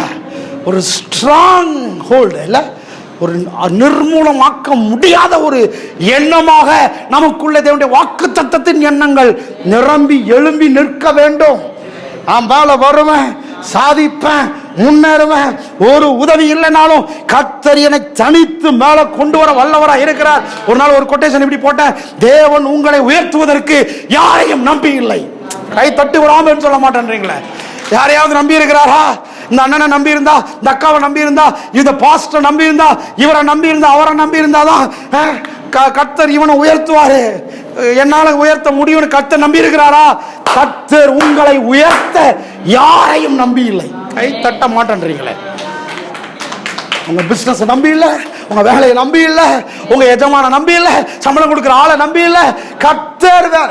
சோ லார்ட், கர்த்தர் லாசரை உயிரோட எழுப்ப எந்த கவர்மெண்ட் ஹாஸ்பிட்டலையும் நம்பல. ஹல்லேலூயா. இருக்கிறீங்களா? குஷ்டரோகிகளை சுகமாக்க கர்த்தர் எந்த பிரைவேட் ஹாஸ்பிட்டலையும் நம்பல. எத்தனை பேர் ஆமென் சொல்றீங்க? கர்த்தர் ஒரு குஷ்டரோகியை சுகமாக்க, அவர் ஒரு மனுஷன் குஷ்டரோகத்திலிருந்து சுகம் பெறுவதற்கு கண்டுபிடிக்க வேண்டும் என்று அந்த கண்டுபிடிப்பாளனை நம்பி காத்துக் கொண்டில்லை. ஓ லார்ட், நான் சொல்ல புரியுதா இல்லையா? கர்த்தர் ஒரு கேன்சர் பேஷண்ட்டை சுகமாக்குவதற்கென்று யாராவது ஒருவர் எப்படியாவது ஒரு 2250வது வருஷத்துல ஒரு மனுஷன் கேன்சர் அல்லது செத்து போனானோ உயிரோட எழுப்புகிற ஒரு மருந்தை கண்டுபிடிச்சிருவானா, கண்டுபிடிச்சிட மாட்டானா சொல்லி கர்த்தர் யாரோ ஒரு எலான் மாஸ்கையோ அல்லது யாரோ ஒரு நபரையோ கர்த்தர் நம்பி எதிர்பார்த்து இல்லை. செத்து போய் 4 நாளா அடக்கம் பண்ணி வச்சிருந்தா கூட கர்த்தர் அவனை அப்பவே உயிரோட எழுப்ப வல்லவராயிருக்கிறார். அவர் யாரையும் நம்பி இல்லை. சொல்லுங்க, யாரையும் நம்பி இல்லை. சொல்லுங்க, என்னை உயர்த்த யாரையும் நம்பி இல்லை. சத்தமா சொல்லுங்க, என்ன மாதிரி கத்தி சொல்லுங்க. கர்த்தர் என்னை உயர்த்த, என்னை பெருக பண்ண, என்னை ஆசீர்வதிக்க, என்னை மேல கொண்டு வருவதற்கு எந்த நபரையும் நம்பி இல்லை, யாரையும் நம்பி இல்லை. எத்தனை பேர் ஆமென் சொல்லுங்க? இது மதம் திணிக்கும். அவரோட ஒட்டிக்கோ, அவரோட சேர்ந்துக்கோ. அவர் இல்லைன்னா யாருமே இல்லைனாலும் கர்த்தர் என தனித்து தனித்து மேல வரும், தனிச்சு மேல வருவேன். எத்தனை பேர் ஆமென் சொல்றீங்க? ஹல்லேலூயா. நிறைய பேர் சொன்னாங்க, இவன்லாம் இப்படி மேல வருவான்னு பார்க்கலாம் சொல்லியிருக்காங்களா? இவன்லாம் இப்படி மேல வருவான், எப்படியும் மேல வருவான். ஆமென். என்னது எப்படி மேல வருவான்? நீ இல்லைன்னா ரொம்ப மேல வருவான். ஹல்லேலூயா, ஹல்லேலூயா. இருக்கிறீங்களா? சொல்லுங்க, எப்படியும் கர்த்தர் மேல கொண்டு வருவார். ஆமென். எண்ணங்கள் ரொம்ப முக்கியம். எண்ணங்கள் உள்ள போய் ஒரு அரண் போல கட்டப்படணும். சரியான எண்ணங்கள், வாக்குத்தத்தின் எண்ணங்கள். இந்த 4 காரியமே ஒருபோதும் ஒரு மனுஷனுடைய இருதயத்தில் மாறுதலை கொண்டு வர முடியாது, எண்ணத்தில் மாறுதலை கொண்டு வர முடியாது. இந்த 4 காரியமே ஒரு மாறுதலை கொண்டு வரும். என்ன மாறுதலை கொண்டு வரும்? நீங்க ஏத்துக்கிறீங்களோ இல்லையோ, இந்த கோயிலுக்கு வராத வரைக்கும் நல்லா இருந்தோம், கோயிலுக்குள்ள வந்ததுக்கு அப்புறம் தான் சிலர் கெட்டு போனாங்க. ஆமாவா இல்லையா? ஓகே, நீங்கள் நான் அப்படி கிடையாதா? நான் பைபிள் காலேஜ் வர்றதுக்கு முன்னால் வரைக்கும் நல்லா இருந்தேன். பைபிள் காலேஜ் வந்ததுக்கு அப்புறம் தான் கெட்டு போனேன். அப்படின்னா என்ன அர்த்தம்? கெட்டு போனேன்னா அங்கே முதல்ல இருந்து ஆரம்பிக்கிறாங்க. நான் ஏற்கனவே ரொம்ப தூரம் வந்துட்டேன், அங்கே முதல்ல இருந்து ஆரம்பிக்கிறாங்க. அடப்பாவிகளா, கடைசியில் அங்கிருந்து வெளியே வர முடியல. அப்புறம் எண்ணங்களை சரி பண்ண வேண்டியது ரொம்ப கஷ்டமாக இருந்தது. அப்புறம் நான் பைபிளை உட்காந்து ராத்திரி போல படிக்க ஆரம்பித்தேன், சரியான செய்திகளை கேட்க ஆரம்பித்தேன். எங்கேயாவது போய் ஒரு நெகட்டிவான ஒரு எண்ணம், நெகட்டிவான எக்ஸ்பீரியன்ஸ் உள்ள வந்துருச்சுன்னா போதும், அது 1 மணி நேரம் வந்துருந்துச்சுன்னா 10 மணி நேரம் போய் உட்கார்றது வார்த்தை கேட்கறதுக்கு. ஏன்னா அதை அழிக்கணும். சொல்லுங்க, அதை அழிக்கணும். எப்படி அழிக்கிறது? எண்ணங்களை எப்படி அழிப்பது? It's very very important. எண்ணங்களை எப்படி ஏற்றுனீங்க? கேட்டு தானே ஏற்றுனீங்க. அப்போ எப்படி அழிப்பது? கேட்டு கேட்டு தான் அழிக்க முடியும். டேப் ரெக்கார்டு இருக்குது, டேப் ரெக்கார்டில் இருக்கிற பதிஞ்சிருக்கிற காரியத்தை எப்படி அதை வந்து திரும்ப வேற ஒன்றால் பதிவது, திருப்பி பதியணும். கரெக்டாக சொல்லி ஒரே வார்த்தை, ஓஹோன்னு வாழ்க்கை. திருப்பி பதியணும், சொல்ல திருப்பியும் பதியணும். ஆமா, தவறான எண்ணங்களால் இப்பொழுது டேப் ரெக்கார்டு பதிஞ்சிருக்குது. மனம் இப்போ சரியான எண்ணங்களை கேட்க ஆரம்பிக்கும் போது அதுக்கு மேல பதியும். கீழே உள்ளது அடங்கி போகும், மேல பதிஞ்ச எண்ணம் தான் மேல இருக்கும். வெரி குட், ஆமென். எத்தனை பேர் ஆமென் சொல்றீங்க? ஹல்லேலூயா. அப்போ இந்த 4 காரியமே நம்முடைய எண்ணங்களை மாற்ற முடியாது. ஒரு மோசமான எண்ணத்தை தான் தர முடியும். நம்முடைய இருதயத்தை பாசிட்டிவா மாற்ற முடியாது. ஒரு பாசிட்டிவான மைண்ட் செட்டை கொண்டு வர முடியாது நமக்குள்ள. அப்போ இருதயத்தில் அந்த எண்ணத்தில் மாற்றம் ஏன் அவசியம்? ஏன்னு சொன்னால் இட்ஸ் வெரி வெரி இம்பார்ட்டன்ட். சகல வெற்றியும், சகல ஜெயமும், சகல செழிப்பும், வாக்குத்தத்தத்தினுடைய சகல நிறைவேறுதலும் எங்கிருந்து துவங்குகிறது? இருதயத்துக்குள்ள இருந்தால் வெளியே வரும்படியாக, மனுஷனுடைய சுதந்திரமாய் மாறும்படியாக கடவுள் செட் பண்ணியிருக்கிறாரு. உங்களுடைய இருதயத்தினுடைய மனதினுடைய கோஆபரேஷன் இல்லாமல் வாக்குத்தத்தங்கள் எவ்வளவு பெருசாக இருந்தாலும் சரி அதனுடைய நிறைவேறுதல் நம்முடைய வாழ்க்கையில் காண முடியாது. எல்லாவற்றையும் இருதயத்தில் செட் பண்ணியிருக்காரு. சொல்லுங்க, எல்லாம் இருதயத்தில் செட் பண்ணியிருக்காரு. சத்தம் சொல்லுங்க, இருதயத்தில் செட் பண்ணியிருக்காரு. சொல்லுங்க, இருதயத்தில் செட் பண்ணியிருக்காரு. பாலும் தேனும் ஓடுகிற தேசம் கானான்ல இல்லை, உங்கள் இருதயத்தில் இருக்கிறது. It's very very important. Prosperity உங்களுடைய இருதயத்தில் இருக்கிறது. கோடீஸ்வராவது இருதயத்தில் இருக்கிறது. ஒரு டிரைவர் இருதயத்தில் இருக்கிறார், ஒரு டெய்லர் இருதயத்தில் இருக்கிறார், ஒரு பைலட் இருதயத்தில் இருக்கிறார். சொல்லுங்க, சகலமும் எனக்குள்ள இருக்கிறது. எத்தனை பேர் ஆமென் சொல்றீங்க? ஒரு பெரிய கட்டட நிபுணர் எனக்குள்ள இருக்கிறார். இருதயம் பொக்கிஷமா இருக்கிறது. லூக்கா 11ஆம் அதிகாரத்தில் கடைசி 2 வசனங்களை 3 வசனங்கள் வாசித்து பாருங்க. அந்த இருதயத்திலிருந்து சகலமும் வெளியே வரும். எத்தனை பேர் ஆமென் சொல்றீங்க? வாக்குத்தத்தங்கள் இருதயத்துக்குள்ள இருக்கிறது. ஆசீர்வாதங்கள் இருதயத்துக்குள்ள இருக்கிறது. கடவுள் இருதயத்துக்குள்ள இருக்கிறார். கடவுளுடைய வாக்குத்தத்தின் நிறைவேறுதல் இருதயத்துக்குள்ள இருந்தா வெளியே வர வேண்டும். ஆகவேதான் தேவன் முதலாவது இருதயத்தினுடைய மாறுதல், எண்ணத்தினுடைய மாறுதல், சிந்தனையினுடைய மாறுதல், கற்பனையினுடைய மாறுதல், நீங்கள் சிந்திக்கிற விதத்தினுடைய அந்த ஒரு மாற்றத்தை கர்த்தர் எதிர்பார்க்கிறார். பிகாஸ் எல்லாத்தையும் கர்த்தர் இருதயத்தில் வைத்திருக்கிறார். பிரசங்கி 3ஆம் அதிகாரம் 11ஆம் வசனம் ரொம்ப முக்கியமான வசனம். டைம்லயே அதை பேசுறேன். 11ஆம் வசனத்தை வாசிங்க. சகலமும் அதனதன் காலத்திலே மிக நேர்த்தியாக. இவ்வளவுதான் நமக்கு தெரியும், ஆமாவா இல்லையா? அந்த வசனம் முடியல, இன்னும் கொஞ்சம் இருக்கு. என்ன இருக்கு? உலகத்தையோ அவர்கள் உள்ளத்தில் வைத்திருக்கிறார். கிறிஸ்தவங்க என்ன சொல்றாங்க? உலகத்தை வெளியேடு. கர்த்தர் என்ன சொல்றாரு? உலகத்தை உள்ள வச்சிருக்கேன். இந்த மாதிரி ஆளுக பாருங்க. நம்ம ஆட்கள் சொல்ல உலகத்தை வெளியேடு. உலகத்தை உலகம் உள்ள வரக்கூடாது. உலகத்தை உள்ள வச்சதே முதல்ல தேவன் தான். எத்தனை பேர் ஆமென் சொல்றீங்க? உலகத்தையோ அவர்கள் உள்ளத்தில் வைத்திருக்கிறார். சொல்லுங்க, ஏன் உலகம் எனக்குள்ள இருக்கிறது? எப்படி பாக்குறீங்க? என்னுடைய உலகம் எனக்குள்ள இருக்கிறது, என்னுடைய சமுதாயம் எனக்குள்ள இருக்கிறது, என்னுடைய கார், என்னுடைய பங்களா, என்னுடைய ஃபியூச்சர் எல்லாம் எனக்குள்ளே வைக்கப்பட்டிருக்கிறது. See, everything comes from your heart only. உங்கள் உள்ளத்துல தான் எல்லாமே வருது. சொல்லுங்க, எல்லாமே உள்ளத்துல இருக்கு. அல்லோ நீங்க என்ன நினைச்சாலும் உள்ளத்துக்குள்ள இருந்தா வெளியே வருது. அதனாலதான் ஆண்டவர் வந்து இருதயத்தையும் எண்ணங்களையும் முதலாவது மாற்ற வேண்டியது அவசியமா இருக்குது. செகண்ட் திங், ஏன் எண்ணம் ரொம்ப முக்கியம்? சரீரத்தில் பண்ணிக்கொள்ளுகிற எந்த சுத்திகரிப்பும் எந்த விதத்திலும் இருதயத்தில் இருக்கிற எதிர்மறையான சாப விரக்தியின் எண்ணங்களை மாற்ற முடியாது. சரீரத்தில் நீங்க என்ன வேணா சுத்திகரிப்பு வச்சுக்கீங்க, கை கழுவுங்க, கால் கழுவுங்க, என்ன வேணாலும் பண்ணுங்க. உள்ளத்துல போய் ஒரு பெரிய மாற்றத்தை அது கொண்டு வர முடியாது. மார்க் 7ஆம் அதிகாரத்தில். சரி, ஆகவே 3வது, தேவனுடைய வாக்குத்தத்தனுடைய அந்த வார்த்தையினால் நம்முடைய இருதயம் நிரப்பப்பட்டு நம்முடைய மனம் புதிதாக வேண்டியது அவசியமாக இருக்கிறது. அதனாலதான் கர்த்தர் வார்த்தையா தராங்க. இந்த வார்த்தையை உள்ள அனுப்புறாரு. எதுக்கு? மனம் புதிதாகணும். 12:2 ரோமர் 12:2 நம்முடைய மனம் புதிதாக வேண்டும், நம்முடைய எண்ணங்கள் புதிதாக, நம்முடைய உள்ளம் புதிதாக வேண்டும். புதிதாவதுன்னா என்ன அர்த்தம்? நிறைய பேர் நினைக்கிறாங்க புதிதாவதுன்னு சொன்னா புதுசாகுது. இல்ல, புதிதாவது என்றால் வளர்ச்சி அடைவது, எண்ணங்கள் மாறுவது, ஆமென், மறுரூபமாவது. நீங்கள் இந்த பிரபஞ்சத்திற்கு ஒத்த, நீங்கள் யாரு? நம்முடைய மனம், நம்முடைய உள்ளம், நம்முடைய இருதயம்.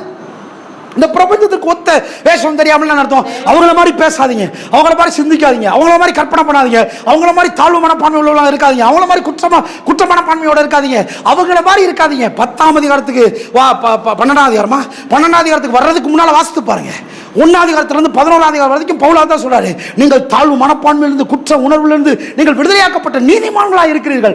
ஆகவே நீங்க அவர்களை போல இராதீர்கள். ஓ லார்ட், நீங்க நினைக்கிறீங்க சாதாரணமா டைரக்டா சொல்றாரு நினைக்கிறீங்க? இல்ல, நீங்க நீதிமான்கள், நீங்கள் பரிசுத்தவான்கள், நீங்க தேவனுடைய பிள்ளைகள், நீங்கள் சுதந்திரவாளிகள்.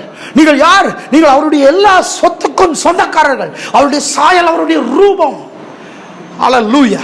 ஆகவே உங்களுடைய எண்ணங்கள் இந்த பிரபஞ்சத்திற்கு ஒத்தவர்கள் போல இருக்க கூடாது. நீங்கள் சிந்திக்கிற விதம் மாற வேண்டும், நீங்கள் பேசுகிற விதம் மாற வேண்டும், நீங்கள் கற்பனை செய்கிற விதம் மாற வேண்டும். ஓ லார்ட், உங்கள் பாக்கெட், உங்கள் பர்ஸ், உங்கள் அக்கௌண்ட்டை வச்சு இல்லை, உங்களுடைய எண்ணங்கள் கடவுளுடைய வார்த்தையை வைத்து, இப்பிரபஞ்சத்துக்கு ஒத்த வேஷம் தெரியாமல் தேவனுடைய நன்மையும் தேவனுடைய பிரியமும் அப்படின்னா அர்த்தம். வாக்குத்தத்தம், தேவனுடைய வாக்குத்தத்துக்குள்ள தேவனுடைய நன்மை, தேவனுடைய பிரியம் என்னன்னு சொல்லப்பட்டிருக்கிறது. தேவனுடைய நன்மையும் தேவனுடைய பிரியமும் இன்னதென்று பகுத்து அறியத்தக்கதாக உங்கள் மனம் புதிதாகிறதுனாலே ஒரு புதிய மனிதனாய் மாறுங்கள். ஒரு புதிய உலகத்தை வெளியே கொண்டு வாருங்கள், ஒரு புதிய வாழ்க்கையை வெளியே கொண்டு வாருங்கள், ஒரு தத்ரூபமான ஒரு காட்சி பொருளாக இந்த உலகத்திற்கு நில்லுங்கள். எத்தனை பேர் ஆமென் சொல்றீங்க? இப்படி சிந்திக்கும் போது ஒருவேளை உங்கள் பெற்றோர் கூட இப்படி சிந்தித்திருக்க மாட்டாங்க, உங்களுடைய சந்ததி இப்படி சிந்தித்திருக்க மாட்டாங்க, உங்களுடைய தலைமுறை கூட இப்படி சிந்தித்திருக்க மாட்டாங்க. சில காரியங்களை நீங்கள் செய்யும் போது நீங்கள் தான் முதல் முறையாக செய்கிறவர்களாக இருப்பீர்கள். நீங்கள் தான் முதல் முறையாக ஒரு பாதையை உண்டு பண்ணுகிறவர்களாக இருப்பீர்கள். நான் சொல்றேன், தட்ஸ் நோ ப்ராப்ளம். உங்களுடைய எண்ணங்களை மாற்றுங்கள், உங்களுடைய எண்ணங்களை மதியுங்கள், உங்களுடைய பாதைகளை நீங்கள் தீர்மானிங்கள், தேர்ந்தெடுங்கள். நான் சொல்றேன், நீங்கள் பிரயாணம் பண்ண ஆரம்பிக்கும் போது அதை ஃபாலோ பண்ணி நூற்றுக்கணக்கான பேரை, லட்சக்கணக்கான பேரை கர்த்தர் பிரயாணம் பண்ணுவதற்காக ஆயத்தம் பண்ணி தான் அந்த எண்ணங்களை உங்களுக்கு தருகிறார். ஹல்லேலூயா, ஹல்லேலூயா. ஓ லார்ட், இயேசு இந்த உலகத்திற்கு வரும்போது முழு உலகமே இப்படிப்பட்ட எண்ணத்தில் இல்லை, மோசமான எண்ணத்தில் இருந்தது. இயேசுடைய நடவடிக்கை வேற மாதிரி இருக்கு, பேச்சு வேற மாதிரி இருக்கு, செயல் வேற மாதிரி இருக்கு, அவருடைய தொடுதல் வேற மாதிரி இருக்கு, அவருடைய சுகம் வேற மாதிரி இருக்கு, அவர் வாழ்ற விதமே வேற மாதிரி இருக்குது. சில சமயங்களா நாம் வாழ்ற விதம் வேற மாதிரி இருக்கிறனால நம்ம நினைப்போம் நம்ம தப்பா வாழ்றோமோ நினைப்போம். கர்த்தர் சொல்றார், இல்லை, நீ வாழ்ற விதம் வேற மாதிரி இருக்கிறதுனால என்னத்தை நீ புரிந்து கொள்ள வேண்டும், உன் வழியில் நிறைய பேரை கொண்டு வர போறேன். எத்தனை பேர் ஆமென் சொல்றீங்க? உலகமே அவரை பின்பற்றும்படியாக எண்ணங்களை கர்த்தர் மாற்றினார். எத்தனை பேர் ஆமென் சொல்றீங்க? ஸோ கடவுளுடைய வார்த்தை எப்போதுமே ஒரு நேர்மறையானது. சொல்லுங்க, நேர்மறையானது, பாசிட்டிவானது. சொல்லுங்க, பாசிட்டிவானது. கடவுள் பாசிட்டிவானவர். கடவுள்கிட்ட நெகட்டிவ் என்பதே கிடையாது. கடவுள்கிட்ட எப்படி சொல்லலாம், எதிர்மறையான சாப விரக்தியின் எண்ணங்களே கிடையாது. ஒரு கீழே கிடக்கிற மனுஷனை பார்த்தாங்கன்னா எப்படி தூக்கி விடலான்னு பார்ப்பார் கர்த்தர். எத்தனை பேர் ஆமென் சொல்றீங்க? கீழே கிடக்கிற மனுஷனை தூக்கி விடுகிறவர், மரிக்கிற தருவாயில் இருக்கிறவன். அதான் வசனம் சொல்லுது, மங்கி எரிகிற திரியை ஊதி அணைக்காதவர். சொல்லுங்க, அணைக்க மாட்டார். ஹல்லேலூயா. அந்த எண்ணம் தான் உங்களுக்கு எனக்கு வரணும். ஒருத்தர் கீழே கிடக்குறானா அவனை எப்படி தூக்கி விடலான்னு பார்க்கணும். எத்தனை பேர் ஆமென் சொல்றீங்க? ஹல்லேலூயா. நீங்க தூக்கி விடலான்னு பார்க்கும்போது கர்த்தர் உங்க பாக்கெட்ல பணத்தை போடுவார். ஓ ஜீசஸ், ஹல்லேலூயா. நீங்க அவனுக்கு ஒன்று வாங்கி கொடுக்கலாம்னு நினைக்கும் போது கர்த்தர் உங்க அக்கௌண்ட்ல டிங்னு விழ வைப்பார். எத்தனை பேர் விசுவாசிக்கிறீங்களா இல்லையா? இன்னைக்கு உள்ள அதை இறக்குங்க. நான் சொல்றேன், கீழே கிடக்கிறவனை தள்ளாதீங்க, கீழே கிடக்கிறவனை லிஃப்ட் பண்ண பாருங்க. ஹல்லேலூயா. நீங்க லிஃப்ட் பண்ணும்போது கர்த்தர் உங்களை பார்ப்பாரு, இவனை எப்படா லிஃப்ட் பண்ணலாம். ஏய் கர்த்தர், நான் சொல்றேன், அவருடைய எண்ணங்கள் நேர்மறையானது, அவருடைய வார்த்தை எப்போதுமே நேர்மறையானது. அதுக்கு பேர் தான் சத்தியம். சொல்லுங்க, அதுக்கு பேர் தான் சத்தியம். ஹல்லேலூயா. உண்மை சத்தியம் அல்ல, உண்மை என்பது ட்ரூ, சத்தியம் என்பது ட்ரூத். கடவுளுடைய வார்த்தை என்பதுதான் ட்ரூத். எத்தனை பேர் ஆமென் சொல்றீங்க? கடவுளுடைய வார்த்தை தான் சத்தியம், கடவுளுடைய வார்த்தை நேர்மறையானது. நீங்க சொல்றீங்க எனக்கு வியாதி இருக்குது, அது உண்மை. கர்த்தர் சொல்றாரு, என் தழும்புகளால் நீங்கள் குணமானீர்கள், அதான் சத்தியம். கை தட்டி ஒரு ஆமென். ஓ லார்ட். நீங்க சொல்றீங்க, என் பாக்கெட்ல பர்ஸ் இல்ல, என் பாக்கெட்ல பணம் இல்ல, என் பர்ஸ்ல பணம் இல்ல, என் அக்கவுண்ட்ல பணம் இல்ல, என்னுடைய வாழ்க்கையில வாழ்றதுக்கு எந்த நம்பிக்கையும் இல்ல. கர்த்தர் சொல்றாரு, இதெல்லாம் உண்மை. ஆனா கர்த்தர் சொல்றாரு, நீ கோடீஸ்வரன், நீ கோடாகோடியாய் பெருகுவாய், நூறத்தனையாய் பெருகுவாய், ஆயிரமாய் பெருகுவாய், நீ அநேக நாடுகளுக்கு கடன் கொடுக்கிற அளவுக்கு பெருகுவாய். இது சத்தியம். எத்தனை பேர் ஆமென் சொல்றீங்க? கடவுள் பாசிட்டிவானவர். நீங்கள் எதையும் பாசிட்டிவா பார்க்கணும். எல்லாம் சொல்லுங்க, எதையும் பாசிட்டிவா பார்க்கணும். உலகம் தப்பாக பார்க்குறத நம்ம பாசிட்டிவாக பார்க்கணும், உலகம் நெகட்டிவாக பார்க்குறத நம்ம பாசிட்டிவாக பார்க்கணும். சகையை பார்க்குறது உலகம், இவன் எவ்வளோ பெரிய பாவி. இயேசு பார்க்குற, இவன் வீட்டுக்குள்ளே ரட்சிப்பு வர முடியும். எத்தனை பேர் ஆமென் சொல்றீங்க? நீங்கள் நான் பார்க்கிற பார்வை அல்ல தேவனுடைய பார்வை, நீங்கள் நான் பார்க்கிற பார்வை அல்ல கடவுளுடைய பார்வை. நீங்கள் நான் யாரை ரொம்ப ஒரு பெரிய மோசமான ஆளாக பார்க்குறீங்களோ, கர்த்தர் சொல்றாரு, அவனை கொண்டு நான் எப்படி செய்ய போறேன்னு பாருன்றார். எத்தனை பேர் ஆமென் சொல்றீங்க? சவுல் ரொம்ப மோசமானவன். சவுல் சாக மாட்டானான்னு நிறைய பேர் ஃபாஸ்டிங் இருந்துட்டு இருக்காங்க. யூதர்கள்லாம் சவுல் சாகணும் ஆண்டவரே அப்படின்னு கிறிஸ்தவர்லாம் ஃபாஸ்டிங்கில் இருக்கிறாங்க. கர்த்தர் பார்த்தாரு, நெகட்டிவான மோசமான காரியத்தையே இவ்வளோ திறமையா செய்வான்னா, சரியான காரியத்தை அவன் கையில் கொடுத்தா எவ்வளோ திறமையா செய்வான்னு பார்க்குறாரு கர்த்தர். எவ்வளோ நல்ல ஆண்டவர். ஓ லார்ட். அதனால தான் நீங்கள் பாவம் செய்யும்போது கர்த்தர் பார்த்துக்கிட்டே இருக்கிறாரு. எதுக்கு பார்க்குறாரு? ரொம்ப சின்சியராக இருக்கிறானே, ஒழுங்கா அண்ணன் சிரிக்கிறாரு. ரொம்ப சின்சியராக இருக்கிறானே, இந்த ஒரு காரியத்தை திருடுறதுக்காக இவ்வளோ ரொம்ப பிரயாசப்படுறானே, ஏறி குதிக்கிறான் இறங்குறான், அதை போய் எடுக்கிறான் அதை போய் எடுக்கிறான், கரெக்டாக தெரியாமல் செய்யணும்னு நினைக்கிறான். இவன் கையில் சரியான ஒரு காரியத்தை கொடுத்தா ரொம்ப கரெக்டாக செய்வான்.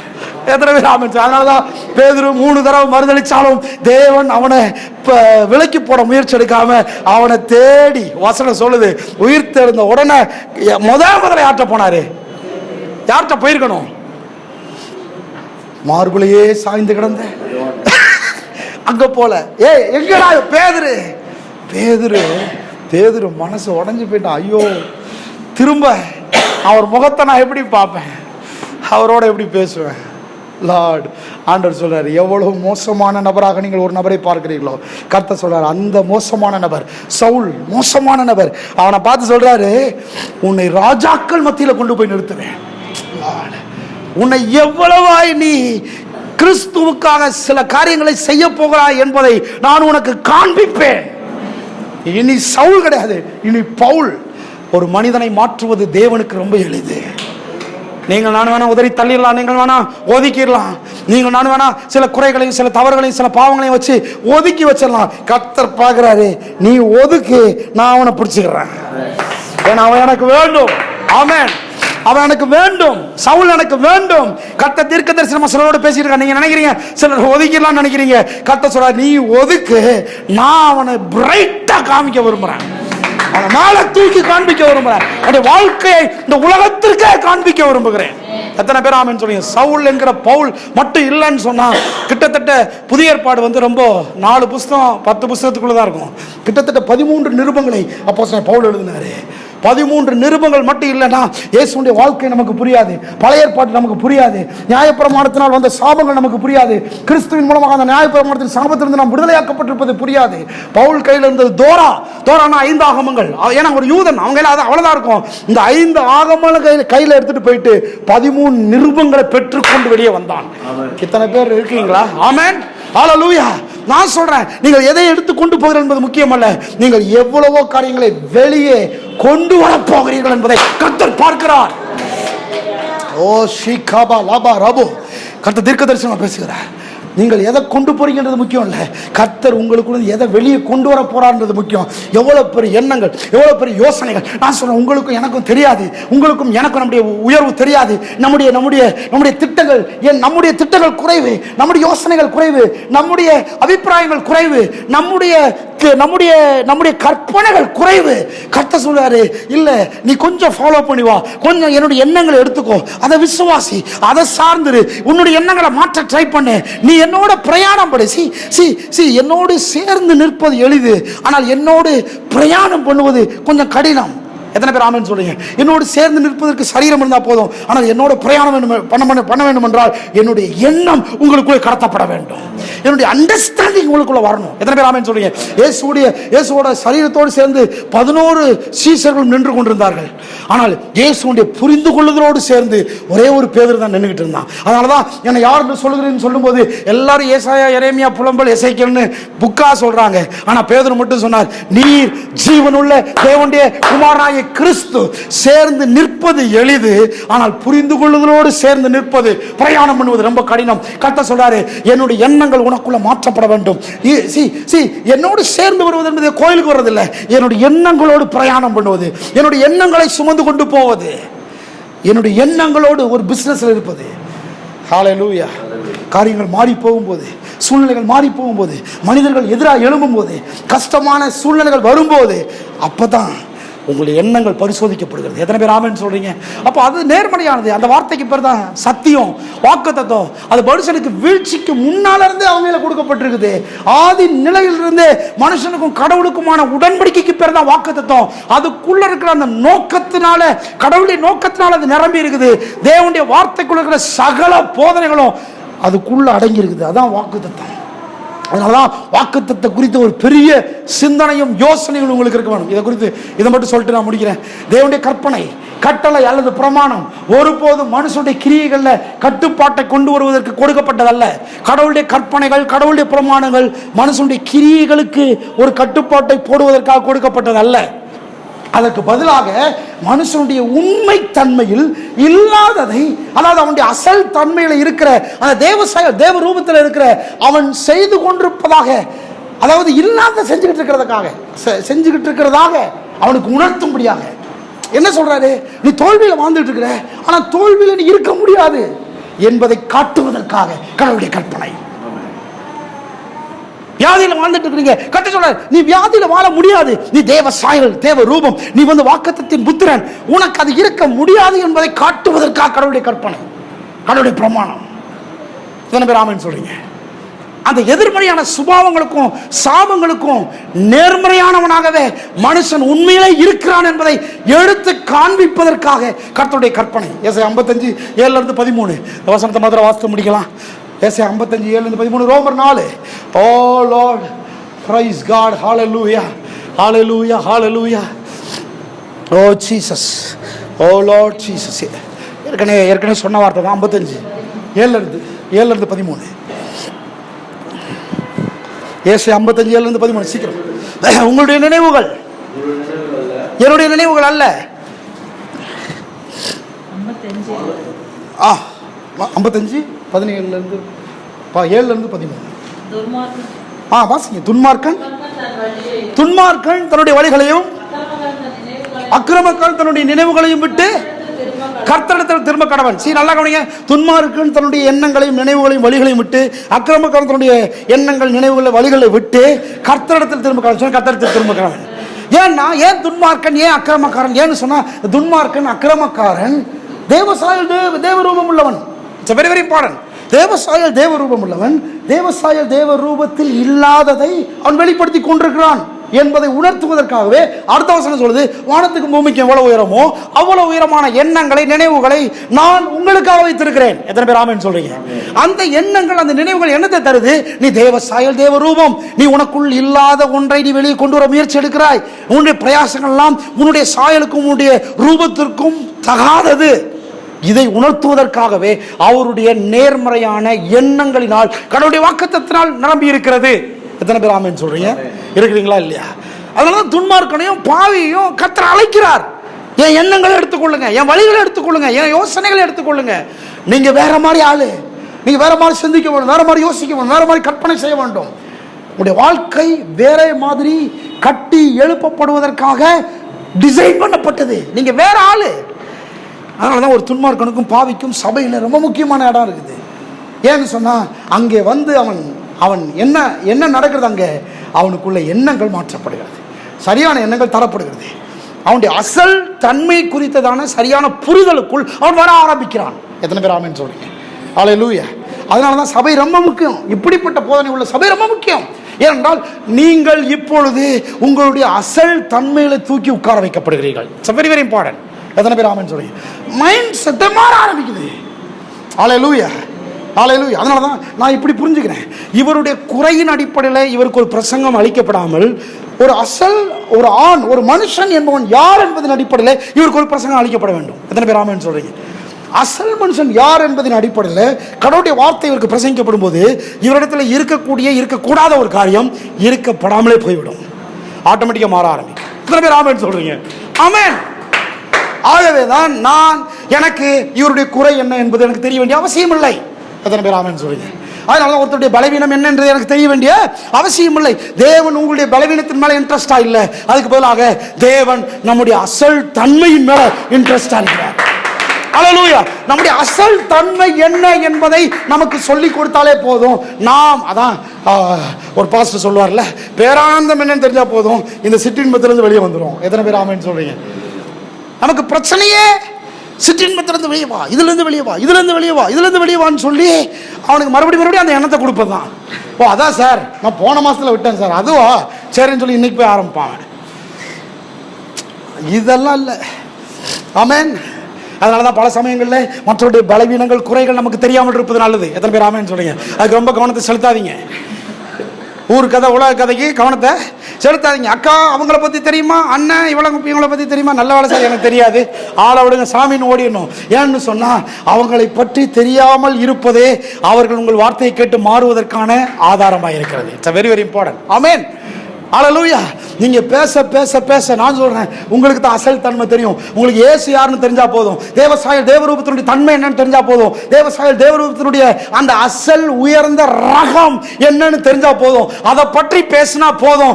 மோசமான ஒரு நபர் உட்கார்ந்துருந்தா கூட அவன் தன்னுடைய சரீரத்திலிருந்து தன்னுடைய உள்ளத்திலிருந்து அந்த இருக்கக்கூடாத காரியங்களை அப்படி உதறி தள்ளுவான். எத்தனை பேர் ஆமென் சொல்றீங்க? அல்லேலூயா. நறுமணத்தை காட்டுங்கள், சாக்கடையிலிருந்து மக்கள் வெளியே வருவார்கள். கைத்தட்டி ஒரு ஆமென் சொல்லுங்க. ஆமென். அல்லேலூயா. நறுமணத்தை காட்டுங்கள், சாக்கடையிலிருந்து மக்கள் வெளியே வருவார்கள். அதுக்கு பதிலா சாக்கடை சாக்கடை சாக்கடைன்னு சொல்லிட்டு இருக்காங்க. அவன் தெரிஞ்சுதானே சார் உட்கார்ந்து இருக்கிறான். நறுமணத்தை காட்டுங்கள். எத்தனை பேர் ஆமென் சொல்றீங்க? அல்லேலூயா. ரோமர் 4 இது நமக்கு தெரிஞ்ச வசனம். எல்லாரும் எழுப்பி நிற்போம். ரோமர் 4 எல்லாருக்கும் தெரிஞ்ச வசனம். அப்போஸ்தலன் பவுல் ஆபிரகாமை குறித்து எழுதுகிறார். ஆபிரகாமுடைய சாப எண்ணங்கள், விரக்தியின் எண்ணங்கள். பிள்ளை இல்ல, கத்த சொல்றாரு, இல்லாதவைகளை இருக்கிறவைகள் போல அழைக்கிற தேவன். எத்தனை பேர் ஆமென் சொல்றீங்க? இல்லாதவைகளை இருக்கிறவைகள் போல பார்க்கிற தேவன், அழைக்கிற தேவன். நானும் அதே ரகம். எத்தனை பேர் ஆமென் சொல்றீங்க? இல்லாததை இருக்கிறது போல பார்க்கிறேன், இல்லாத இருக்கிறது போல அழைக்கிறேன். வயிற்றுல சாராளுக்குள்ள புழு பூச்சி கூட இல்ல. கத்த சொல்றாரு, வானத்து நட்சத்திரங்கள் அத்தனையாய் பிள்ளைகளை உள்ள வச்சிருக்கிறான். கத்த சொல்றாரு, அக்கவுண்ட்ல 0 பேலன்ஸ். ஆண்டவர் சொல்றாரு, கோடிக்கணக்கான பணம் அக்கவுண்ட்ல வரப்போகுது. எத்தனை பேர் ஆமென் சொல்றீங்க? அல்லேலூயா. நிறைய சாராளுகள் மலடியா இருக்கிறாங்க. நிறைய பேருடைய அக்கவுண்ட் மலடியா இருக்குது. இப்ப நமக்கு எத்தனை பேர் ஆமென் சொல்றீங்க? கர்த்தர் சொல்றாரு, அக்கவுண்ட் மலடியா இருக்குதா? கர்த்தர் கோடிக்கணக்கான எண்ண முடியாத, சத்தமா சொல்லுங்க, எண்ண முடியாத அளவிற்கு கடவுளுடைய ஆசீர்வாதம் என் அக்கவுண்ட் நிரப்ப போகிறது, என் பர்ஸை நிரப்ப போகிறது, என் பாக்கெட்டை நிரப்ப போகிறது. நான் இஎம்ஐல இருக்க மாட்டேன் சொல்ல மாட்டேன்றீங்களே. இஎம்ஐல இருக்க மாட்டேன், நான் வாடகையில் இருக்க மாட்டேன், நான் குறைவில் இருக்க மாட்டேன், என் தகுதிக்கு குறைச்சலான காரியத்தில் நான் இருக்க மாட்டேன். என்னுடைய எண்ணங்களை உயர்த்துகிறேன். அல்லேலூயா. நான் என்ன கேட்கிறேன் உங்ககிட்ட? ஆபிரகாமுக்கு பிரச்சனை, அவன் சரீரம் செத்து போனதா, அவனுடைய எண்ணங்களுடைய சாப எண்ணங்களுடைய விரக்தியா? ஆபிரகாமுடைய பிரச்சனை சரீரம் செத்து போனதா, அவனுடைய 75 வருடம் 90 வருடம் எனக்கு பிள்ளை இல்லைன்ற அந்த சாப எண்ணமா? அதான் சார் பிரச்சனை. சாராளுடைய கர்ப்பம் செத்து போனது அவளுடைய பிரச்சனையா, இல்ல அவளுக்குள்ள இருந்த எண்ணமா? அவளுக்குள்ள இருந்த எண்ணம். அதனாலதான் ஆண்டு சொன்ன உடனே கூட சிரிக்கிறான். ஆபிரகாம் எப்படி சார் ஆகுன்றா, மரியாள் எப்படி ஆகுன்றா, அன்னாள் எப்படி ஆகுன்றா? கர்த்தர் சொல்றாரு, எப்படி ஆகுன்றதுல கேள்வி. இல்லாதவைகளை இருக்கிறவைகள் போல பார்க்கிற தேவன், இல்லாதவைகளை இருக்கிற போல அழைக்கிற தேவன். நான் நினைக்கிறேன் அவனை புரிய வைக்கிறதுக்கு தேவனுக்கு கஷ்டமா இருந்தது. ஆபிரகாமுக்கு சொன்னா ஏத்துக்க மாட்டேன்றா, சாராளுக்கு சொன்னா ஏத்துக்க மாட்டேன்றா. 2 பேரையும் கூரையிலிருந்து வெளியே வான்றாரு. வெளியே வா, நான் சொல்றதை பார்க்க வேண்டும், நான் சொல்றதை கேட்க வேண்டும், நான் சொல்றபடி உன் எண்ணங்கள் மாற வேண்டும். வானத்தை பார், நட்சத்திரங்கள் அத்தனையாய், கடற்கரை மணலை பார், மணல் அத்தனையாய். கர்த்தர் சொல்றாரு, உன்கிட்ட இல்ல, என்கிட்ட இருக்குது. கைத்தட்டி ஒரு ஆமென் சொல்லுங்க. நீங்களும் நானும் நம்ம கிட்ட இல்லன்னு சொல்றோம். கர்த்தர் சொல்றாரு, உனக்கு தேவையான சகலமும் என்கிட்ட இருக்குது. கர்த்தர் புரிய வைக்க பார்க்கிறார். எல்லாம் சொல்ல, கர்த்தர் புரிய வைக்க பார்க்கிறார். எல்லாம் எழுப்பி நில்லுங்க. கர்த்தர் உங்களுக்கு புரிய வைக்க பார்ப்பார். கர்த்தர் உங்களுடைய மனதை மாற்றுவார். கர்த்தர் உங்களுடைய எண்ணங்களை மாற்றுவார். கர்த்தர் உங்களுடைய சிந்தனைகளை மாற்றுவார். அதுக்கு பார்க்க வேண்டியதை பார்க்க வைப்பார், கேட்க வேண்டியதை கேட்க வைப்பார், கூட்டு போக வேண்டிய தூரத்துக்கு கூட்டு போவார். கர்த்தரோடு பிரயாணம் பண்ணுங்க. நான் சொல்றேன், குழந்தை பிறக்கும். நான் சொல்றேன், அக்கவுண்ட் நிரம்பும். கர்த்தர் சொல்றதை கேளுங்க. அவருடைய வாக்குத்தத்தத்தை பிடிச்சுக்குங்க. எண்ணங்கள் மாறட்டும். ஓ லார்ட், ஹalleluya. இல்லாதவைகளை இருக்கவே போல. நான் சொல்றேன், இதெல்லாம் பண்ணதுக்கு அப்புறம் ஆபிரகாம் சாராளும் கண்ணாடியை போய் பார்த்திருப்பாங்க. அந்த டாக்டர் ரிப்போர்ட்லாம் தூக்கி குப்பையில போட்டிருப்பாங்க. கண்ணாடியை போய் பார்த்துட்டு சொல்லியிருப்பாங்க, இல்லாதவைகளை இருக்கிறவைகள் போல பார்க்கிறேன். நானும் தகப்பன் ஆவேன், நானும் தாயாவேன், நானும் குடும்பமாவேன், நானும் பிள்ளைகளை பெறுவேன். கண்ணாடியை பார்த்து சொல்லியிருப்பான் நான் நினைக்கிறேன். நீங்களும் கண்ணாடியை பார்த்து சொல்லுங்க, நான் கர்த்தருடைய வார்த்தையின்படி அநேக நாடுகளுக்கு கடன் கொடுப்பேன். கடன் வாங்காதிருப்பேன், நான் சுகமாவேன். எப்பேற்பட்ட கேன்சர் இந்த நேரத்தில் சுகமாக முடியும், செத்து போன நிலைமை சுகமாக முடியும். கண்ணாடியை பார்த்து சொல்றது போல உங்களை பார்த்து சொல்லுங்க, தேவன் இல்லாதவைகளை இருக்கிறவள் போல பார்க்கிறவர், நானும் இல்லாதவைகளை இருக்கிறவள் போல பார்க்கிறவர். தேவன் எவ்வளவு காலங்களானாலும் சுகம் கொடுக்க முடியும்னு பார்க்கிறார், நானும் அப்படியே பார்க்கிறேன். காலங்கள் பிரச்சனை இல்லை, என்னுடைய எண்ணங்கள் தான் பிரச்சனை. கர்த்தர் எண்ணத்தை மாற்று. காலங்கள் பிரச்சனை இல்லை, நிச்சயமாய் நீ போவாய். ஓ கைத்தட்டி, நிச்சயமாய் நீ சுதந்தரிப்பாய், நிச்சயமாய் நீ காண்பாய், நிச்சயமாய் உயிரோடு இருப்பார்கள். தீர்க்கதரிசனமாக சொல்றேன், அவர்கள் மரித்து போயிருப்பார்களோ நினைக்கிறீங்க? இல்ல, கர்த்தர் உயிரோடு வைத்திருப்பார். கர்த்தர் உயிரோடு வைத்திருப்பார். உங்கள் கண்கள் காணும்படி செய்வார், உங்கள் கண்கள் காணும்படி செய்வார். தீபா ஷபா லபோ, நீங்க போகிற வரைக்கும் உயிர் போகாது. நீங்க போகிற வரைக்கும் கர்த்தர் உயிரை கையில பிடித்து வைத்திருப்பார். எனக்கு தெரியல யாருக்கு சொல்றேன்னு தெரியல, கர்த்தர் தீர்க்கதரிசனமா சொல்றாரு, நீ போய் கால் வைக்கிற வரைக்கும் உன்னை பார்த்த உடனே நாங்க உயிர் போகும்னு சொல்லல, உன்னை பார்த்த உடனே எழும்பி நிற்பார்கள். உன்னை பார்த்த உடனே எழும்பி நிற்பார்கள். ரேபா ஷபா லபோ, உன்னை பார்த்த உடனே செத்து கிடக்கிற சடலம் உயிரோட எழும்பும். ஓ ஜீசஸ், ராகாபோ ஷபா லதா ரபோ. ஹalleluya, hallelujah, hallelujah, hallelujah. ரிகபா லபா ரபோ ஷபா லபா ரபோ. எத்தனை பேர் ஆமென் சொல்றீங்க? கைகளை உயர்த்தி எல்லாரும் கர்த்தரை ஸ்தோத்திரிப்போம். ரிகபா ஷபா லபா ரபோ. தொடர்ந்து நான் அடுத்த வாரம் இதுதான் பேச போறேன். தொடர்ந்து நீங்க உள்ளத்தை நிரப்புங்க, கடவுளுடைய வார்த்தையினால் நிரப்புங்க, கடவுளுடைய வார்த்தையினால் நிரப்புங்க, சிந்தனைகளை கடவுளுடைய வார்த்தையினால் நிரப்புங்க, கற்பனையை கடவுளுடைய வார்த்தையினால் நிரப்புங்க. ஓ லார்ட், ஹalleluya. அடுத்து என்ன ப்ராஜெக்ட் எப்போ வருமோன்னு யோசிக்காதீங்க. அடுத்து இது முடியறதுக்குள்ளார வரும். இன்னைக்கு தீர்க்க தரிசனம் சொல்ற முடியறதுக்குள்ளார உங்க லைன்ல எங்கேஜ் பண்ணி நிற்கும். சார் எப்ப சார் ஆரம்பிக்கிறீங்க, எப்ப சார் ஆரம்பிக்கிறீங்க, உங்க பிசினஸ் எப்ப ஆரம்பிக்கிறீங்க? கர்த்தர் சொல்றாரு, எப்போ எப்போ எப்போ எப்போ நீ டிமாண்ட் பண்ணப்படுவாய். தீர்க்க தரிசனம் சொல்ற, நீங்க டிமாண்ட் ஆவீங்க, டிமாண்ட் பண்ணப்படுவீர்கள். நீங்கள் டிமாண்ட் பண்ணப்படுவீர்கள். உங்களுடைய தேவையை மக்கள் உணர்வார்கள், உங்களுடைய தேவையை மக்கள் உணர்வார்கள். உங்களுக்கு வர வேண்டிய பணங்கள் வந்து சேரும், உங்களுக்கு வர வேண்டிய பணங்கள் வந்து சேரும். கர்த்தர் உங்கள் எண்ணங்களை மாற்ற சொல்லுகிறார், உங்களுடைய நினைவுகளை மாற்ற சொல்லுகிறார். நீங்க வேற பக்கமா திரும்ப வேண்டும் என்று கர்த்தர் சொல்லுகிறார். நீங்க பார்த்துட்டு இருக்கிற அந்த திசையில் இருந்து கர்த்தர் வேற திசைக்கு உங்களை திருப்ப பார்க்கிறார். ஓ ரீகாபா ஷதா ரபோ. கைகளை உயர்த்தி எல்லாரும் கர்த்தரை ஸ்தோத்திரிப்போம். ஹalleluya, hallelujah, hallelujah, hallelujah. உடனே ஆபிரகாம் எண்ணங்களை மாற்றிக்கொண்டான். ஆபிரகாம் சொல்றான், ஆபிரகாம் குறித்து பவுல் சொல்லுகிறார், அவன் தன் சரீரத்தில் பலவீனமாயிருந்தான், ஆனால் அவனுடைய எண்ணத்தில் அவன் ஆரோக்கியமாயிருந்தான். அவன் தன் சரீரத்தில் பலவீனமாயிருந்தான், அவனுடைய விசுவாசத்தில் அவன் ஆரோக்கியமாயிருந்தான். அவன் சொன்னான், கர்த்தர் வாக்குத்தத்தம் பண்ணினதை நிறைவேற்ற வல்லவராயிருக்கிறார். நான் பலவீனன், ஆனால் அவர் வல்லவர். என்கிட்ட இல்ல, ஆனால் அவர்கிட்ட இருக்குது. என்னால முடியாது, ஆனால் அவரால முடியும். கைத்தட்டி சொல்லுங்க, நான் என்ன சூழ்நிலையில் இருந்தாலும் அது பிரச்சனை இல்லை. அவர் பெரியவர், அவர் போதுமானவர். ஹalleluya. அவர் உண்மையுள்ளவர். வானமும் பூமியும் ஒளிந்து போனாலும் அவர் வார்த்தை ஒளிந்து போகாது. ரிபா ஷபோ லதோ ரபோ. ஹalleluya. எல்லாரும் இருதயங்களை உயர்த்தி கர்த்தரை ஸ்தோத்திரம் பண்ணுவோம். ஆமென், ஆமென், ஆமென். ஜீசஸ். ஓ ஹalleluya. எல்லாரும் இருதயங்களை உயர்த்தி, ஆண்டவரே உமக்கு நன்றி. ஓ லார்ட் ஜீசஸ். எல்லாரும் இருதயங்களை உயர்த்தி கர்த்தரை ஸ்தோத்திரிப்போம். அப்படியே உள்வாங்க. ஆமென். ஆண்டவரே உம்முடைய எண்ணங்களை அப்படியே எடுத்துக்கிறேன், அப்படியே அந்த வார்த்தைகளை நான் சாப்பிடுறேன். உள்ளத்துக்குள்ள இறங்குவதாக, மனதில் இறங்குவதாக. ஜீசஸ். ஹalleluya. இதையே சிந்திக்கணுமா? பவுல் பிலிப்பியர் 4 சொல்றாரு, இதையே சிந்தித்துக் கொண்டிருங்கள். உண்மையுள்ளவர்கள், ஒழுக்கம் உள்ளவர்கள், கற்புள்ளவர்கள், புண்ணியம், புகழ், மேல வர்றது, உயர்றது, தூக்கி விடுறது, இதையே சிந்தித்துக் கொண்டிருங்கள். கர்த்தரை போல யோசித்துக்கிட்டு இருங்க. இந்த எண்ணங்கள் உங்களை வாழ வைக்கும்.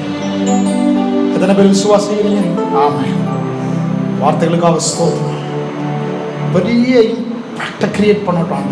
மனதில் இருக்கிற மோசமான எண்ணங்கள் இன்னைக்கு தவிடுபடியானதுக்காக ஸ்தோத்திரம், நிர்மூலமானதுக்காக ஸ்தோத்திரம். ஆச்சரியமான பார்வை உண்டாகட்டும். வாழ்க்கையை சந்திக்கும் போது அப்படியே பிரமிப்பா சந்திக்கட்டும்.